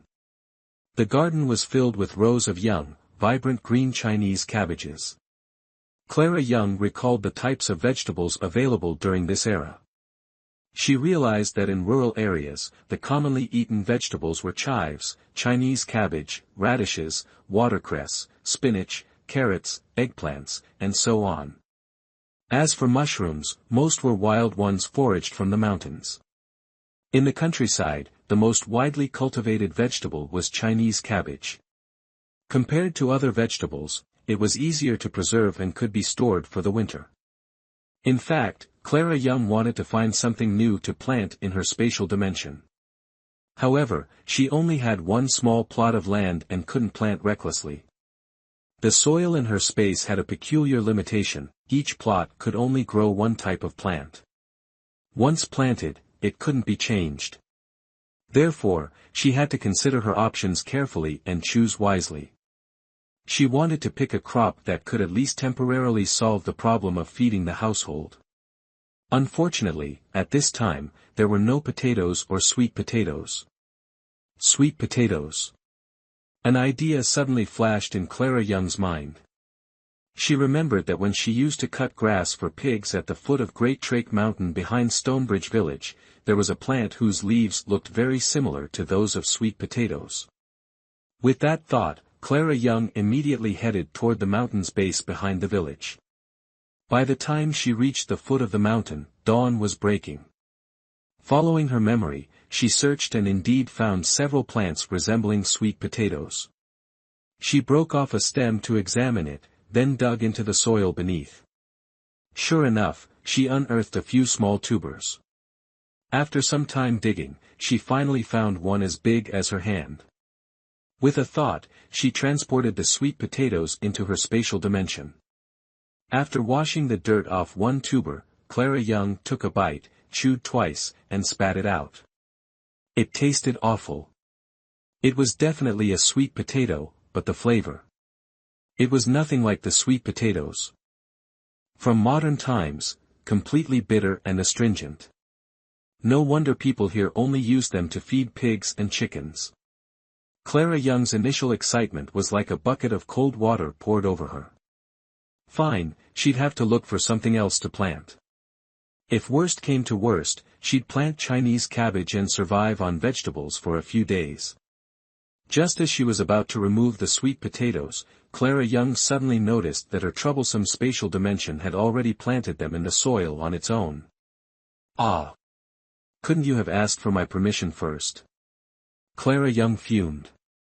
A thought suddenly crossed her mind, you didn't say not to plant them, you. Clara Young was so furious she was at a loss for words. Alright, let's make a deal. If I don't explicitly say to plant something, then don't plant it for me, okay? I only have this tiny plot of land, and it's infuriating that it can only grow one type of crop. If it had been this straightforward from the start, things would have been so much easier. Clara Young. Alright, that's settled. From now on, don't plant things haphazardly. Clara Young took a deep breath. I'm not angry, I'm not angry. If you want to plant something else, just level up, right? Later, when there's more land, you can plant to your heart's content. Can you level it up for me right now? Clara Young's eyes lit up. Not interested. Clara Young, are you messing with me? What's done is done, regretting is useless, so Clara Young had to accept it. Upon reaching the foot of Mount Datrak, Clara Young didn't want to return empty-handed. She planned to climb the mountain to see if she could find any wild vegetables or fruits to bring back for her family. Who knows, she might even catch a wild rabbit or chicken to improve their meals. Just then, the space provided her with a book called The Herbalist's Grimoire. She could learn and apply it simultaneously, picking some medicinal herbs on the mountain. Even if they weren't needed, she could sell them for money. The Datrak mountain area often had wild beasts, but Clara Young was confident in her martial arts skills and had the space for protection, so she wasn't afraid. She picked up a branch, using it to clear a path as she climbed the mountain. The trip yielded quite a few medicinal herbs. Although they were common and not worth much, there was one that Emily Green often used, so it was a worthwhile harvest. Clara Young also dug up some wild vegetables and picked some mushrooms. Seeing that it was getting late and assuming her family was already awake, she decided to head back. Suddenly, she felt a cold breeze behind her. She quickly dodged to the side and saw a dagger embedded in the tree where she had just been standing. Clara Young was furious. Who would be so cruel? How dare they ambush young lady? And with a poisoned dagger. Clara Young pulled out the dagger and stealthily approached the sound of fighting, discovering 3 people attacking a masked individual. Although the 3 attackers wore Eastern Han attire, their high cheekbones and deep-set eyes clearly marked them as outsiders. Moreover, the curved swords they wielded confirmed they were indeed Tartar bandits. Clara Young noticed one of them had an empty dagger sheath, indicating he was the one who had thrown the dagger earlier. Seeing the masked person gradually losing ground, Clara Young didn't hesitate to jump in. Where did this brat come from? Daring to interfere with us? Benjamin Bear shouted at Clara Young's sudden appearance. Big brother, who cares where she came from? Once we kill this guy, we'll take her back for some fun. Oscar Bear laughed lecherously. Good riddance. So many days in the deep forest without even a female dog in sight, I'm suffocating here. Raymond Bear wiped the blood from the corner of his mouth and licked it. What are we waiting for? Let's go.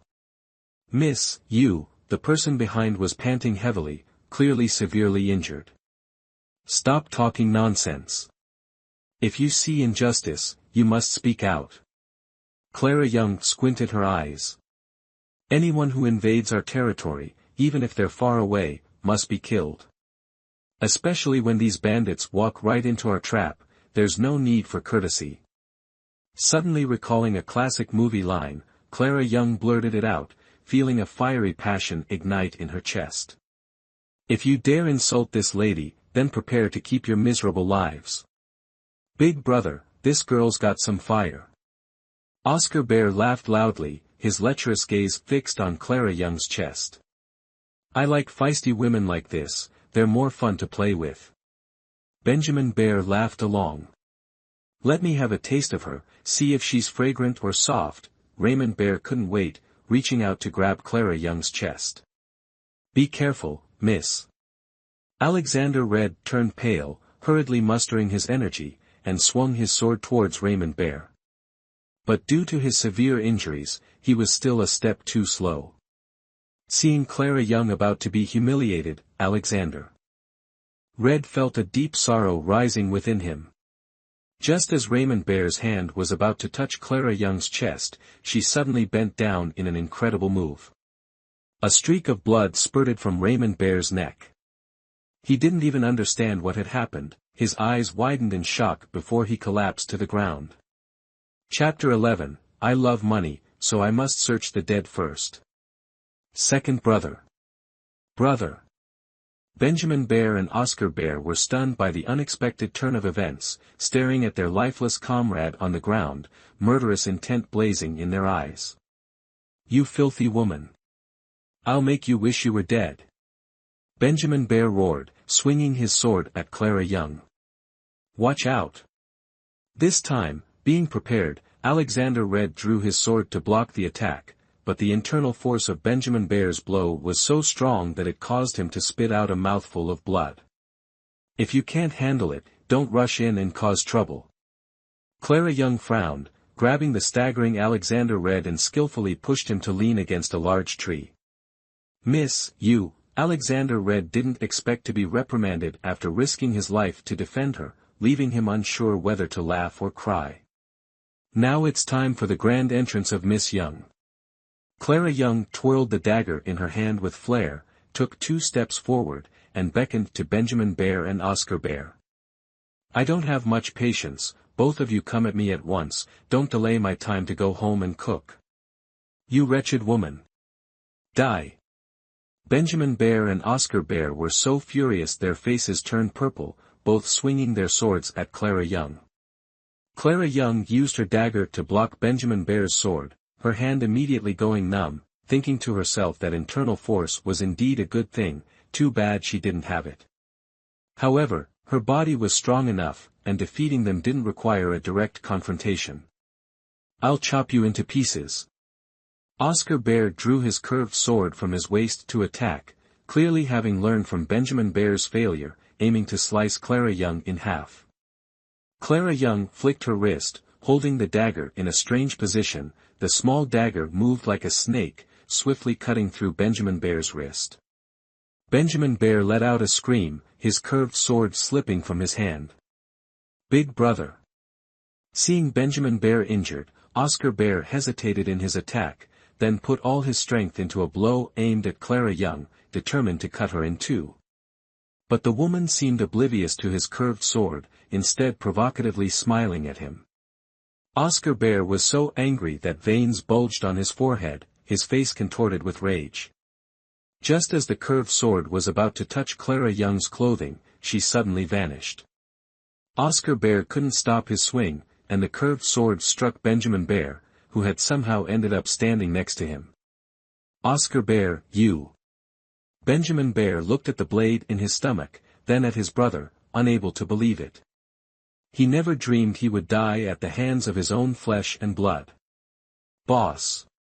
Oscar Bear fearfully let go, watching Benjamin Bear fall to the ground, dead with his eyes open. Just as he was about to turn to find Clara Young, he felt a cold sensation on his neck, a dagger was pressed against it. Do you need him alive? Clara Young asked, glancing at the man leaning against the tree. No need. Alexander Red shook his head, still shocked. The 3 Bear brothers were top fighters in that kingdom, and even in his prime, taking them out in one go wasn't easy. He couldn't believe this young woman had such profound martial arts skills. Especially when she suddenly vanished, what kind of technique was that? Truly amazing. In reality, this was an interesting misunderstanding. Clara Young's martial arts were far inferior to Alexander Red's, but she had trained in the swift wind fist since childhood, a style that emphasized speed above all. In the world of martial arts, speed is invincible. Although she lacked internal energy, she had a space, a sort of golden finger, to assist her, making it more than enough to handle 3 opponents who knew nothing about her. Then kill him. Clara Young decisively struck Oscar Bear with a blade, then sheathed her dagger. It was a fine dagger, sharp and bloodless, making it a great self-defense tool. That was a gift from the king of that kingdom, quite a good weapon, Alexander Red commented, noticing Clara Young seemed to like the dagger. The gem on it looks nice, probably worth a lot, Clara Young said, prying out a gem and examining it in the light. Alexander read. What do you plan to do with these three? Clara Young gestured to the bodies on the ground. My men will be here soon to take care of them, Alexander Red replied. Then I'll search them first, Clara Young said, moving towards the bodies. Search them? Alexander Red was once again astonished by Clara Young. She truly surprised him today, he had never met a woman quite like her. If Clara Young knew Alexander Red's thoughts, she'd think he was overreacting. As an expert online gamer, she knew the effort it took to defeat monsters, and not looting them would be a waste. She wasn't foolish. Clara Young's haul was decent. She found an arm-mounted crossbow on one of them, useful for hunting and self-defense despite lacking arrows. The dagger's sheath was encrusted with many gems, and she also found 3 money pouches containing 2 50-tael banknotes and over 10 taels of loose silver. Clara Young unhesitatingly pocketed everything, but politely asked Alexander Red for his opinion. You don't mind, do you?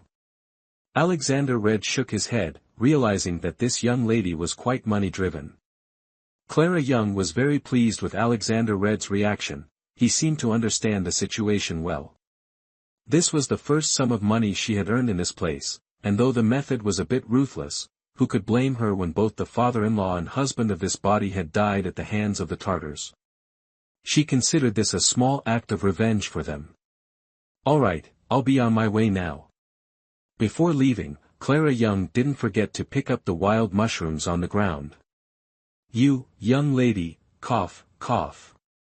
Alexander Red was surprised that she was about to leave just like that and hurriedly called out, but in his haste, his blood surged, causing him to cough up a mouthful of blood. Clara Young turned to look at Alexander Red. Let me be clear, I only intervened because I saw injustice. Those Tartars killed my family, so killing them was my form of vengeance. Besides, I act against injustice, not against individuals. Even if it wasn't you in trouble today, I would have helped. Therefore, I don't need your gratitude or repayment. Don't try to unmask yourself to reveal your identity and repay me with marriage like in those old clichés. I am already married. In truth, despite the mask hiding his face, the young man exuded an extraordinary aura and physique. Even now, severely injured with tattered clothes, he didn't appear disheveled. His demeanor alone suggested he was no ordinary person. However, Clara Young was very clear-headed, this man was clearly from a different world than hers. In her previous life, she single-handedly managed a martial arts school, working hard and enduring all sorts of hardships to earn money in the film industry rather than relying on her looks for shortcuts. She certainly had no intention of clinging to anyone now. It was best to make things clear from the start. You, young lady. Alexander Red felt a pang of heartache seeing Clara Young's wary, evasive gaze, and his face grew paler. I am a bearer of misfortune, it's understandable for you to avoid me. I just wanted to, cough, cough, thank you. Before he could finish, Alexander Red collapsed. Master. At that moment, 2 figures rushed over from afar, reaching them in an instant, their faces filled with worry as they saw Alexander Red lying on the ground. Chapter 12, Such Good Elasticity. It feels nice, this young lady, you. John Cena looked at the 3 bodies on the ground, then at Clara Young, his expression a mix of suspicion and caution. Brother, the master. Thomas Sowell checked Alexander Red's pulse, finding it extremely weak and erratic, his anxiety palpable. Sigh, it seems he really can't move now. Clara Young sighed. You, young lady, those people. Hearing Clara Young's words, John Cena's wariness deepened, his hand instinctively moving to his sword hilt. I killed them, Clara Young said calmly. You did? Thomas Sowell was incredulous. Is there a problem? Clara Young raised an eyebrow, her expression arrogant. You. Thomas Sowell was full of doubt. He could tell Clara Young had no internal energy, How could someone without it have killed the 3 Benjamin Bear brothers so quickly? Thank you for your help, young lady. But could you perhaps save our master? John Cena knelt on one knee, pleading. Brother. Why are you? Thomas' soul was even more agitated. We have no choice but to take a gamble now. John Cena glanced at Alexander Red, then looked back at Clara Young. If Clara Young really killed the 3 Benjamin Bear brothers, then perhaps she truly has a way to save the master. After all, if she wanted to kill the master, she had plenty of opportunities to do so before. Maybe she has another purpose, but no matter what it isn't as important as the master's safety. After all, only when the master is alive can conditions be negotiated. Your mind works quickly, Clara Young praised John Cena, noticing his expression. Does the lady really have a way? Please, help us. As long as you save our master, we are willing to accept any conditions. John Cena looked at Clara Young with hopeful eyes. 200 taels, Clara Young said, holding up first one finger, then another, waving them in front of John Cena. Agreed. Please hurry. John Cena. Immediately accepted. I can only ensure his life temporarily. With his current condition, full recovery is impossible, Clara Young glanced at Alexander Red. His external injuries were severe, clearly from excessive blood loss, and his pale lips suggested poisoning. She wasn't sure if the few acupuncture techniques she recently learned would work, but she didn't want to miss such a good practice opportunity. A healer's duty is to try, regardless of skill level, especially when she's the only one available, right? She had to try. As long as she stopped the bleeding and used the special water to cleanse his system, she could keep him alive for 3 to 5 days. Please treat him quickly, John Cena urged, surprised but not doubting her medical skills. Clara Young was unaware of John Cena's thoughts and let this beautiful misunderstanding grow. Turn around, both of you. No peeking, I need to get something. Clara Young instructed John Cena and Thomas Sowell. Miss. All right. John Cena glared at Thomas Sowell, and they both turned their backs. Clara Young quickly entered her space, collected some water on large sweet potato leaves, and returned, tilting Alexander Red's head back to pour the water into his mouth.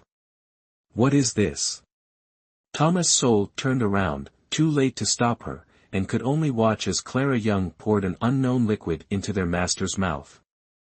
If you harm him, I'll find you no matter where you hide. This is a miracle potion. Clara Young rolled her eyes, then took out acupuncture needles and tore open Alexander Red's shirt, inserting a needle. You.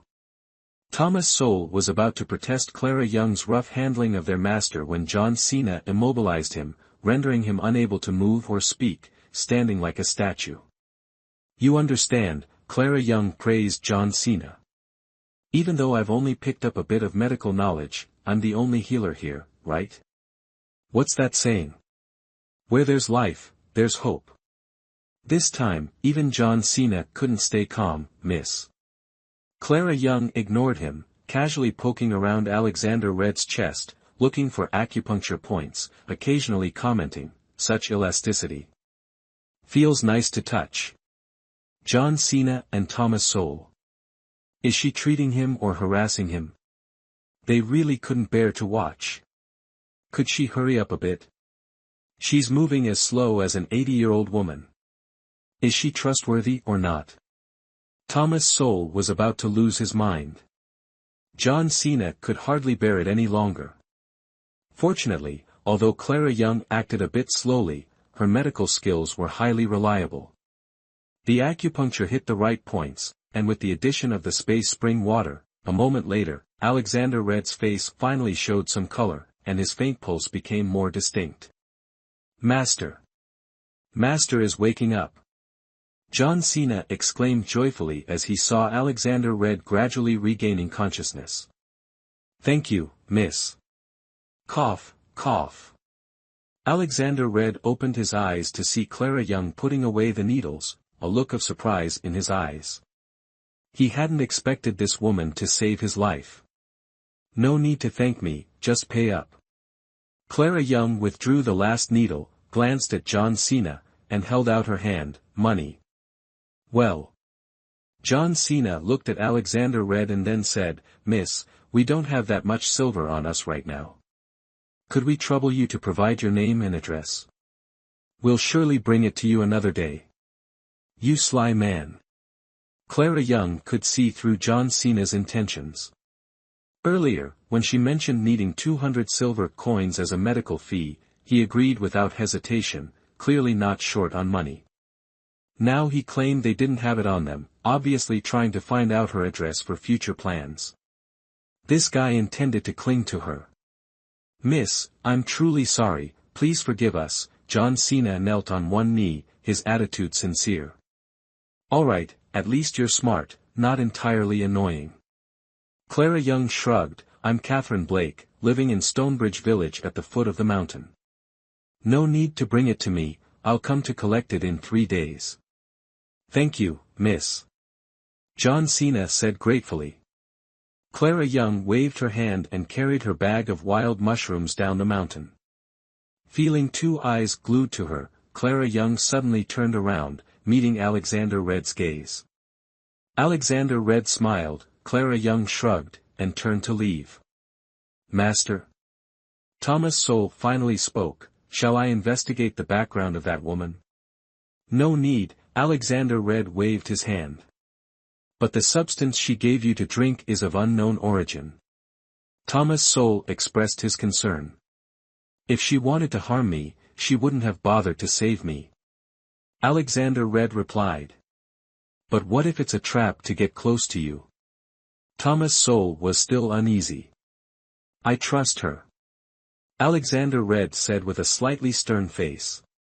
Frightened, Thomas Sowell quickly knelt down to apologize, I acknowledge my mistake. Stand up. I know what you're worried about, but once you choose to trust someone, you shouldn't doubt them, Alexander Red said calmly. Her statement, invade our land, and even from afar, we will eliminate, was enough for him to place his trust in her. Chapter 13, Family Division. Chaos ensues. Clara Young earned over 100 silver coins and immediately felt her back straighten. The saying, money makes the world go round, was indeed true. Hugging a bundle of wild mushrooms and herbs, she cheerfully returned to the village. Now, she had to think of a way to spend this money openly and legitimately. The Blake family hadn't divided their household yet, and all finances were managed by Mrs. Blake. If she found out Clara was hiding this much money, she would surely go mad. It seemed they needed to split the family and live separately first. As soon as she entered the village, she saw Emma Ford, the daughter of Edward Ford, rushing over breathlessly. Sister-in-law Clara, where have you been? Your house is in complete chaos, hurry back and see what's going on. All right. Clara Young immediately sprinted back home. Upon reaching the door, Clara Young was so furious that her eyes turned red. Daisy Blake and Rose Blake were tied to an old locust tree in the yard, their bodies covered in blood. Nearby, a sorcerer wielded a peachwood sword, poking at the 2 girls while muttering, heavenly spirits, earthly spirits, reveal the demon. You 2 brats, confess. Where are you hiding the demon? Clara Young? Mrs. Blake shouted angrily. Our sister-in-law is not a demon. Don't falsely accuse her. Despite being tormented for half a day and feeling dizzy, Daisy Blake shouted defiantly. Aunt, please stop torturing them, I beg you, they're just children. Emily knelt on the ground, pleading with Mrs. Blake in despair. You wicked people. You're all evil. I'll fight you all. Lily Blake charged at Mrs. Blake in anger but was kicked several meters away by William Blake, crashing to the ground. Lily moved slightly, coughed up a mouthful of blood, and lay still. Lily. Sister. Emily was terrified, crawling over to her younger daughter, who coughed up another large amount of blood, causing Emily to feel faint and nearly pass out. Wah wah, Peter Blake cried out in fear, I want my sister-in-law. Sister-in-law, where are you? Come back. You little brat, how dare you attack your grandmother, are you rebelling? Do you even know what filial piety is? William Blake, surprised at the severity of his own actions, shouted guiltily. This girl Lily is so fragile. Could it be that the main family is trying to extort us? I think your whole family is possessed by demons. Clara Young, that vixen, is not human. You'd better cooperate with the master to capture her, or she'll ruin your family. Margaret Lewis exclaimed. Oh, my poor husband. How miserable you are, harmed by that which Clara Young. Sophia Blunt began to cry again. How will I live now, mother? Don't touch Lily, let Dr. Ford examine her first. Clara Young hurriedly stopped her mother-in-law from lifting Lily and then turned to the crowd. Can someone kindly call Dr. Ford for me? Seeing Lily like this, she was sure Lily had broken ribs, and no one should move her to avoid worsening the injury. Father is almost here. Emma Ford followed Clara Young, panting heavily. You wretched girl, where have you been? Emily Green pushed Clara Young angrily as soon as she saw her. Why are you only back now? Mother, you wretched woman, how dare you come back? Elizabeth Blake and her cohort stepped back behind the sorcerer upon seeing Clara Young. Master, the demon has appeared, catch her. Destroy her soul so she can never reincarnate. Rest assured, with me here, no demon will escape. The sorcerer declared, throwing a bowl of chicken blood at Clara Young. Clara Young could have dodged it, but she knew that if she did, the crowd would only escalate their antics, so she stood still, letting the sorcerer splash the blood and cinnabar mixture on her. Heaven's gate opens, earth's gate reveals, 1,000 miles of spirits come. By the decree of the Grand Supreme Elderly Lord, capture. The sorcerer chanted after splashing the blood. Yet, after the sorcerer finished his incantation, Clara Young remained unchanged, standing still. At this moment, Clara Young was too focused on the situation to be bothered by such superstitious theatrics. Emma had arrived, and Clara quickly instructed her to check Lily's injuries, then quietly asked Emma Ford to take Peter to find the village chief. Today's matter, she won't let it slide so easily. Heaven's gate opens, earth's gate releases, 1,000 miles the child's soul returns. By the law's command, the Grand Supreme Elderly Lord obeys my order, capture. The Taoist chanted the incantation once more, yet Clara Young remained unaffected. Unwilling to accept defeat, he repeated it again. Clara Young, growing weary of it all, stood up, snatched the peachwood sword from the Taoist's hand. Broke it in two, and then looked at Elizabeth Blake and the others with a half-smiling, half-serious expression. Grandmother, second aunt, third aunt, you are all my elders. As a junior, I shouldn't interfere in the affairs of my elders, but given the circumstances, shouldn't we be given an explanation for the main family's sake? In her past life, Clara Young navigated the treacherous entertainment industry, developing a habit of smiling more the angrier she became.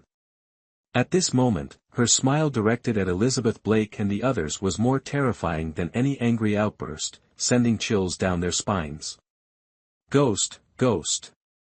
William Blake was the first to break, screaming in terror. Brother-in-law William Blake, who are you calling a ghost? Clara Young smiled at him. You're the ghost. Last night, Uncle saw it, you're a witch. William Blake trembled, frightened by Clara Young's smile. Last night? When last night? Clara Young's smile deepened. Last night, I had a fever, took medicine, and rested at home without going anywhere. Daisy stayed by my side to take care of me. In the middle of the night, the house became noisy for some reason, waking us all. Rose worried about my health, so she slept in my room too. We didn't see Uncle anywhere. May I ask, where did Uncle see me? Of course, in your courtyard. Shut up. Elizabeth Blake interrupted William Blake, glaring angrily at Clara Young. You cursed wretch, you're the one who caused Uncle's death. Clara Young noticed the village head arriving, her eyes turned red, tears welling up as she looked at Elizabeth Blake with a bitter smile, her voice sorrowful. "Grandmother, I know my father-in-law died young, and my husband too. Everyone thinks we're unlucky, that my mother-in-law and I bring bad luck to our husbands. But both my father-in-law and husband sacrificed their lives for the country, dying by the enemy's sword. What does that have to do with us unfortunate women? Don't we wish our men could stay home, live peacefully and happily with the family? But if everyone thought like that, who would fight the invaders? Which family could live in peace?" Chapter 14, Hanging by a Thread, Time to Show My Acting Skills. The men in our family died on the battlefield, sacrificing for the country. Even the court rewarded and consoled us, yet the women in the family are blamed for bringing bad luck to their husbands and fathers. If that's the case, who would dare to join the army in the future? How can the soldiers at the front lines fight with peace of mind? Clara Young finally shed tears. "I heard from my mother that when my father went to war, grandfather said if there was another draft, he wouldn't let anyone from our main family go. Why is my fate so bitter? Time to show my acting skills." "You're talking nonsense. It's clearly you, the cursed star, your fate is too harsh, causing Charles's death. Charles was so young. Poor child." Elizabeth Blake began sobbing, recounting the hardships of raising Clara Young's father and lamenting over her grandson Charles Blake. "Grandmother, what about Lily?" Clara Young, flushed with anger, pointed to Lily lying weakly on the ground. "Everyone saw it just now, Lily was kicked away by William Blake, my brother-in-law, and she's seriously injured. If anything happens to Lily, will you also blame it on me and my mother-in-law? Is it because of our so-called bad luck? So young and already daring to argue with your grandmother, it's because you weren't raised properly, serves you right." Margaret Lewis spat and scolded. "Second aunt also said Lily is still young, what does a little girl know? But William Blake isn't young anymore, he's of marrying age, yet he cruelly tried to kill someone. Indeed, second aunt raises her children better than we do." Clara Young spoke, wiping her tears with her sleeve, as if just noticing the village head's arrival, she quickly bowed. "Village head, you're here. You are the fair arbiter in Stonebridge village. Please give our main family justice in this matter, or else we won't be able to survive. Chiefly, please don't listen to this troublemaker. She's not human, she's possessed by a female ghost, here to harm the Blake family. All our misfortunes today are because of her." Margaret Lewis immediately argued as Chiefly arrived. "They've called me a troublemaker and a fox spirit before. Yesterday, it was clearly your second aunt's family who stole the old hen, but you blamed it on our main family. We kept quiet to save face for the Blake family, not wanting the village to laugh at us, so we endured it. But the more we endured, the more you pushed us, blaming us for everything. And now you're accusing me of being a female ghost." Clara Young stood angrily in the sunlight, pointing at her own shadow. "I invite Chiefly and everyone to witness whether I, Clara Young, am human or a ghost. My sister-in-law is a good person, not a female ghost." Peter Blake clung to Clara Young's leg, crying loudly. "Everyone is wronging a good person. That's right. The exorcist performed all sorts of rituals just now. If she were a female ghost, she would have been captured." Charles Blake's wife showed no reaction, so how could she be a ghost? Someone in the crowd spoke up in dissatisfaction. "Ghosts have no shadow and can't stand in the sunlight. Catherine Blake has been standing outside in the courtyard without any problem. What female ghost? Only someone with a wicked heart would come up with such nonsense." "Exactly, Charles Blake's wife is truly kind-hearted. Since she joined the family, she has been serving her mother-in-law and taking care of her brothers-in-law, which isn't easy. Don't let her fool you.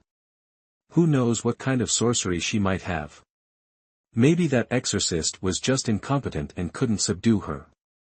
Sophia Blunt shouted angrily. "If she has nothing to hide, then where did she sneak off to early this morning? Probably off to secretly drain someone's energy. Auntie, in front of the whole village, even if you have grievances, at least maintain some dignity for the Blake family. Clara Young angrily dumped the basket she was holding, scattering wild mushrooms and herbs on the ground. Want to know where I went? My mother-in-law's medicine is running out, and I wanted to save money, so I went up the mountain to gather herbs, and while I was at it, I picked some mushrooms and wild vegetables to nourish her. Is that wrong too? Clara Young took a deep breath, wiping her tears in frustration. In this house, our main family's women work tirelessly from dawn till dusk, feeding the chickens, ducks, geese, and pigs, and laboring in the fields, from planting and weeding to harvesting. We women are exploited like beasts of burden, yet we endure hunger and lack of clothing. What more do you want from us? Do you want our main family to die out before you're satisfied? You're just spouting nonsense. Elizabeth Blake shouted angrily. When did this wretched girl become so eloquent? Before, she couldn't even say a word without being prodded and would just silently wipe her tears in secret. Uncle Tam is right, this wretch must be possessed by something filthy. Otherwise, how could she have changed so much? Grandmother, heaven sees and people have hearts. Every day, you claim it's for our main family's good, wanting us to be grateful, but over the years, we've been the workhorses of this house. My father-in-law and husband both went to war and died on the battlefield. The few of us left in the family have been beaten and scolded, enduring it all. Isn't that enough? Do you want us to be driven to death before you're satisfied? I, Clara Young, would rather truly be a ghost. If I were a ghost, I wouldn't have to care about dignity or filial piety anymore. Whoever bullies me, I would repay them tenfold. Daisy Blake shouted loudly, just like my sister-in-law, I don't need you to act. Today, I will hang myself from this tree, and as a ghost, I will seek revenge on you first. Me too. Rose Blake added. Sister-in-law, if we become ghosts, we won't be hungry anymore, and no one will bully us, right? Then I want to be a ghost too, I don't want to be hungry anymore. Peter Blake clung tightly to Clara Young's leg, asking with the innocent words of a child that made those who heard feel heartbroken. This is truly a sin. Indeed. The last time they recruited soldiers, it shouldn't have been the turn of the head of the Blake family's main branch, it should have been the second branch's turn, they have 4 sons. Who says it isn't? No matter how deep the gratitude, 2 lives and all those years should have repaid it already. The Richard Blake household seems peaceful and harmonious on the outside, who would have thought they'd be this kind of people? It's hard to know a person's true nature. Besides, the head of the main branch isn't even a biological child, so there's naturally a difference in affection. Charles Blake, watch your words. Seeing Clara Young becoming more and more agitated, fearing a tragedy, Randy Orton quickly intervened. Clara Young thought to herself, if I don't provoke you like this, would you even speak? Chapter 15, Exposed. Chiefly, you are not only the head of Stonebridge Village but also the head of our Blake family. Tell me, how are we supposed to live like this? Lily has been beaten to such a state by them, even if we wanted to maintain the Blake family's dignity, we are powerless now. Clara Young said and then knelt down with a thud in front of Emily Green. Mother, I shouldn't have, 1,000 times I shouldn't have gone up the mountain to gather herbs while everyone was asleep. I was worried that coming back late would delay the farm work and I'd be scolded, who would have thought? It's all my fault, it's my fault. Mother, hit me, I harmed my siblings, it's my fault. Sob sob. Clara Young cried uncontrollably. Her appearance evoking sympathy even from those watching the commotion. It's not you who's at fault. It's me. My weak body burdens you all. I deserve to die. What's the point of living like this? Initially, Emily Green did have some resentment towards Clara Young, but upon hearing that Clara had gone up the mountain early in the morning to gather herbs and pick mushrooms to nourish her, Emily felt deep regret. Being a naturally emotional person, she began to cry even more sorrowfully. Seeing the main family crying so pitifully, the neighbors couldn't help but criticize Elizabeth Blake and her family. This isn't Charles Blake's wife's fault. Such a dutiful and capable daughter-in-law, doing so much for this family. Going up the mountain early in the morning to gather herbs for her mother-in-law, just her filial heart alone is enough to move heaven and earth. There are wild animals on Mount Datrak. Going there during the day is dangerous, let alone at such an early hour. Didn't you hear Charles Blake's wife?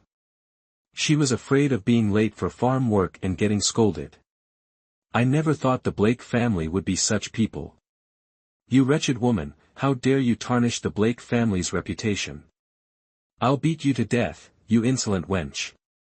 Elizabeth Blake, unable to bear the neighbor's criticism, immediately showed her true colors and lunged at Clara Young. I'll tear your filthy mouth apart.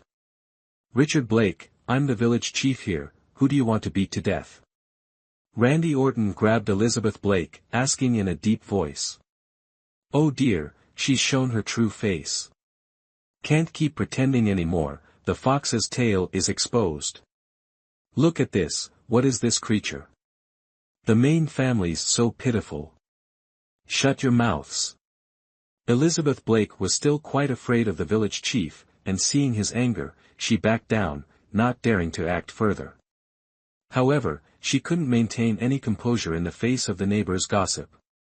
All of you busybodies, talking without feeling the pain, when did my family's affairs become your business? Get lost. Ugh. Doing wicked things and not allowing others to speak.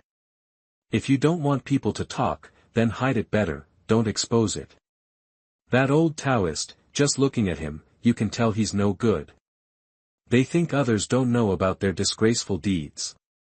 Everyone has eyes, they can see for themselves. Look at the second and third branches, well-fed and well-dressed, and then look at the main family, pale and sickly. Isn't there something fishy here? Susan Blake, what brings you here? You're a Blake too. Are you trying to stir up trouble? Elizabeth Blake angrily pointed at the plump woman at the door. Elizabeth Blake, don't think just because you're older, you can act superior. Sister-in-law Emily might be afraid of you, but I'm not. I've had enough of this. How can anyone bully others like you do? Others might not know, but do you think I don't know why Charles Blake joined the army back then? Susan Blake retorted, not backing down, and glanced at the village chief Randy Orton. Mr. Wong, we all witnessed what happened today. We're all Blakes here, you need to be fair. That's right. You can't bully people like this. The onlookers chimed in. If this isn't handled, it's as if you're driving this poor widow and her children to their deaths. Peter, you're the only male left in the family now. The future of our lineage depends on you.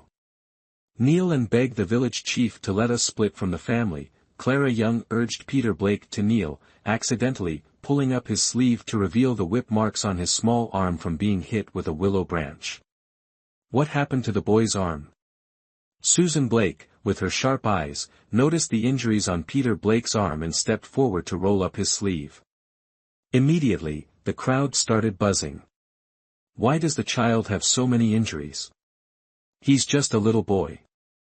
Who would be so cruel to beat him like this? Aren't they afraid of divine retribution? This is truly sinful. Peter Blake glanced fearfully at his grandmother, who was glaring at him as if she wanted to devour him, and stammered, no one hit me. I fell on my own. Boo-hoo. That's not true. Yesterday, Auntie stole an old hen and blamed it on Uncle's family. Grandma found a chicken missing and whipped Peter and Lily. Usually, they take care of the chickens. Daisy Blake shouted loudly. You're lying. Elizabeth Blake's veins bulged on her forehead. You wretched brats want to rebel? Do you have any humanity left? How could you hit such a small child? Susan Blake trembled with anger. I discipline my grandchildren as I see fit.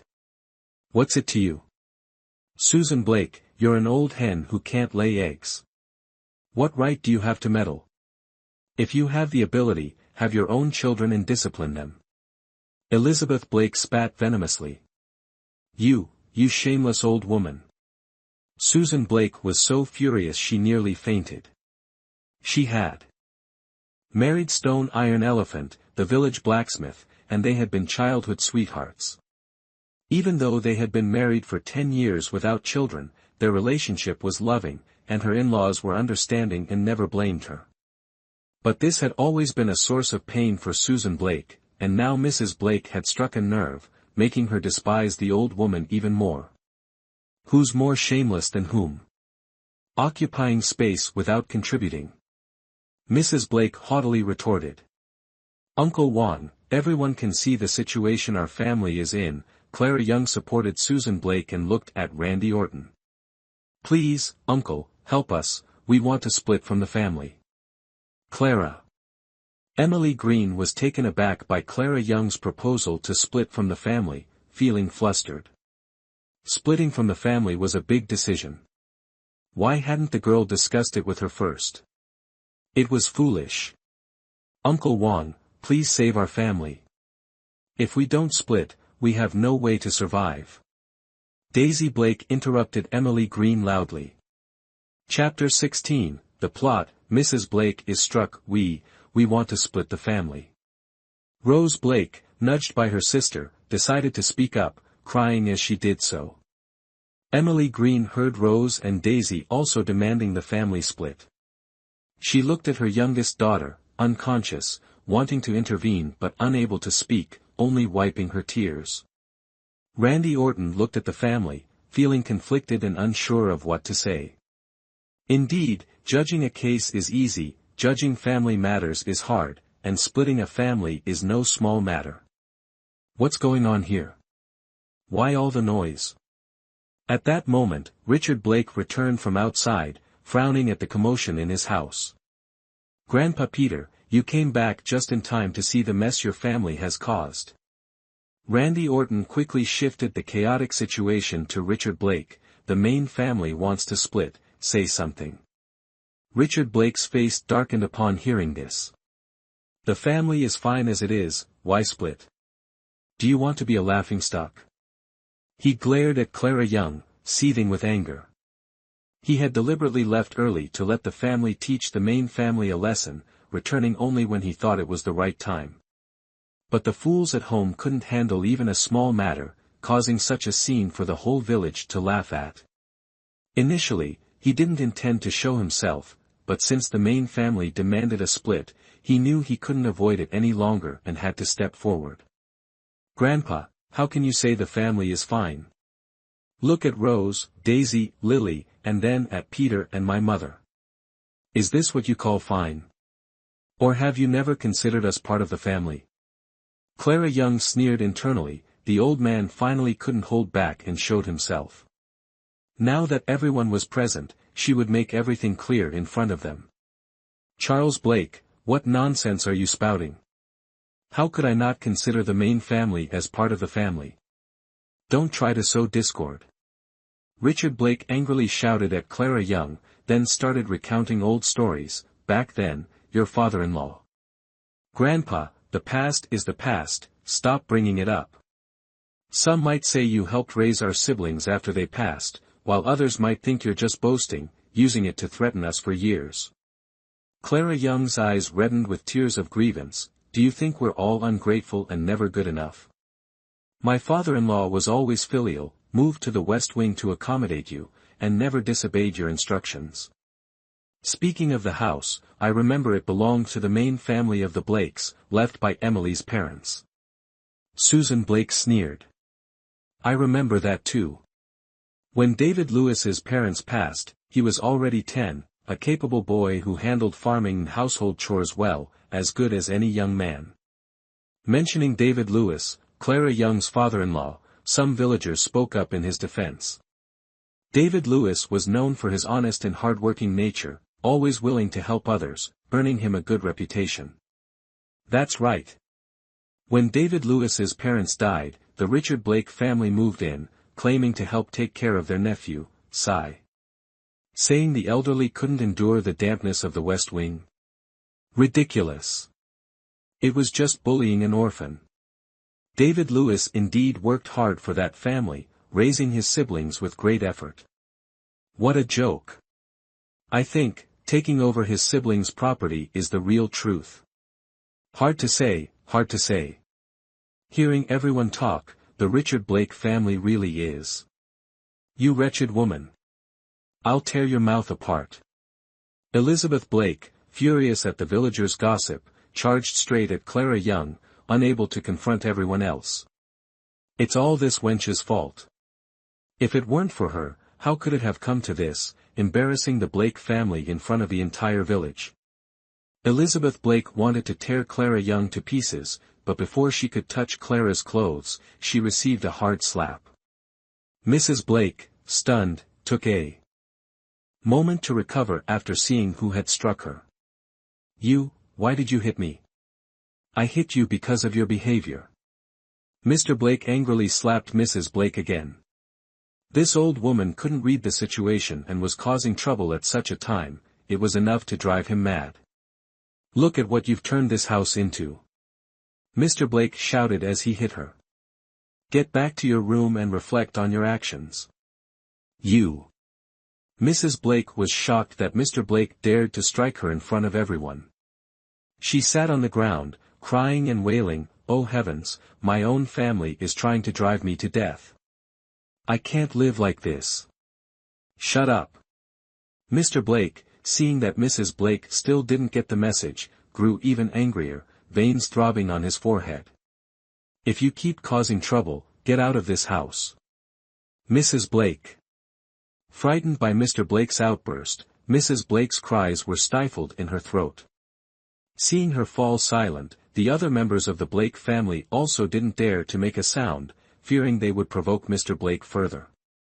After calming the situation, Mr. Blake looked apologetically at Clara Young. Charles Blake, it's my fault for not disciplining the family properly. Whatever happens, we should resolve it privately without letting outsiders laugh at us. But Grandpa. Clara Young began to speak, only to hear Mr. Blake continue, the most important thing now is to treat Lily's illness. Clara. Emily Green quickly rushed over to hold Clara Young's arm, fearing she might say something disrespectful to the elders. Clara Young looked at her unhelpful mother-in-law and sighed inwardly, knowing that today's matter could only end here. It's not the formidable opponents you should fear, but the incompetent allies. However, today's commotion did expose the hypocrisy of the Richard Blake family to everyone, showing the whole village their true nature.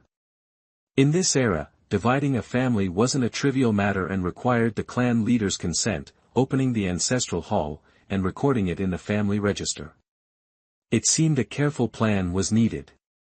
Grandpa is right, Lily's health is the most important. But now our household has another sick person, with my mother, Lily, and Peter all being frail. We'll definitely need to nourish them carefully these days.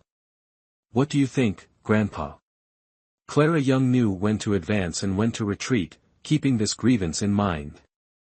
Of course, she wouldn't let herself suffer a loss and was determined to gain some benefits. Chapter 17, These people need proper guidance. You're right, it's important to teach them well. Richard Blake didn't expect Clara Young to become so difficult to deal with, feeling a surge of anger that he had to suppress. However, with many people watching, including the village chief, he couldn't help but show some attitude and had to temporarily appease the main family. However, he wasn't someone who easily let things slide. While patting Peter's head, he smiled with a hidden meaning. Our Peter looks so clever, he's almost at the age to start school. Upon hearing this, Emily Green was visibly delighted, gripping Clara Young's hand so tightly that it hurt. We'll need Peter's grandfather's help a lot when the time comes. With her husband and son having died in battle, leaving only Peter as the sole heir, Emily Green always hoped Peter would receive a proper education. She believed that if Peter passed the scholar exams, he would be exempt from tuition and military service. She knew that Thomas Blake's wife, Jennifer Parker, was the daughter of a scholar, and her father, Patrick Parker, was a schoolteacher. Thus, she always hoped Peter could become Patrick Parker's student in the future. These dreams seemed far-fetched to her because her family lived from hand to mouth, and the 3 taels of silver for tuition each year seemed like an unattainable amount. Now hearing Richard Blake mention this, she felt as if she had won the lottery. If she could send Peter to school, she would endure any hardship, even work like a beast of burden for the Blake family. Clara Young saw how excited Emily Green was and realized she was enticed by Richard Blake's empty promises. If Clara knew what was going on in Emily Green's mind, she would surely want to knock some sense into her. Aren't they, the main family members, already working like beasts for the Blake family? When had the Blake family ever cared about them? They were treated worse than animals. But it was clear that Richard Blake was skilled at sweet-talking, with just a few words stirring desire and silencing everyone in the main family, except Clara Young. Even Daisy Blake, who was previously indignant, now fell silent, clearly struck at her weak point and resigned to endure. It seems these people need to be re-educated.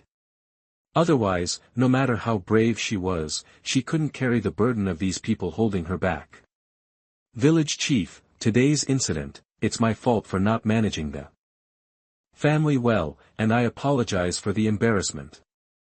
After calming the main family, Richard Blake clasped his hands and apologized to Randy Orton and the others. Living together inevitably leads to conflicts, but Richard Blake, you are the head of the family, and household matters should be managed. After all, harmony brings prosperity.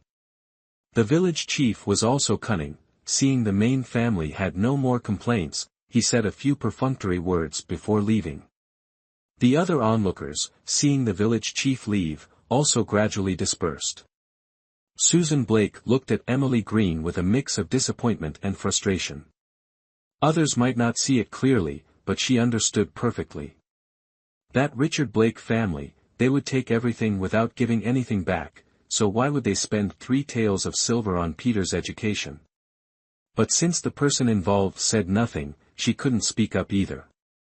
After all, she was an outsider, and continuing to speak might earn her a reputation for spreading rumors. She truly felt sorry for the children, Peter and Lily. Seeing Lily still unconscious on the ground and Peter with tears in his eyes, she approached to wipe Peter's tears and took a ginger candy from her pocket to give to him. Seeing the candy, Peter's mouth watered, but he didn't dare to take it, instead looking at Clara Young, sister-in-law. "Why are you staring at your aunt, child? Take it," she said, putting the candy into Peter's mouth. Seeing Peter's pitiful eyes, Clara Young felt a pang in her heart. Thank your aunt now. In these times, sugar in the countryside was a luxury. Susan Blake was kind, straightforward, and righteous, making her a worthy friend. Thank you, Aunt, Peter said, expressing his gratitude. He then took a bite of the candy and placed it in his palm. This is for my little sister. Be good and eat it, dear. I have more, Susan Blake said, touched by Peter's thoughtfulness, and handed him another ginger candy. Aunt, this is. Clara Young quickly declined. Receiving one candy was already generous enough, how could they accept more? Moreover, Susan Blake had carefully wrapped it in oil paper and kept it in a small fragrant pouch, clearly treasuring it. What's wrong with giving a child a piece of candy? Susan Blake pretended to be angry, glaring at Clara Young before standing up and addressing the Blake family. It's getting late, I'll head home to cook. If you ever need anything, just come to me. Yes, Aunt. I understand. Clara Young knew Susan Blake was speaking loudly for the Blake family to hear, so she accepted her kindness with a cheerful response. Seeing Clara Young no longer timid and fearful, Susan Blake couldn't help but silently praise her. The incident with Charles Blake jumping into the river seemed to have cleared her mind. The onlookers had dispersed, leaving only Dr. Ford, Emma Ford, and the exorcist in the courtyard. Clara Young first untied Rose Blake and Daisy Blake, then checked on Lily Blake's injuries. She has 2 broken ribs. I've already set them, Edward Ford said, looking at the pale face of the little girl and sighed inwardly. Even such a small child was treated so harshly, truly a sin. Thank you, Dr. Ford. Clara Young expressed her gratitude and then turned to Richard Blake. Grandfather, about the medical fees. What fees? Elizabeth Blake's face turned fierce at the mention of money.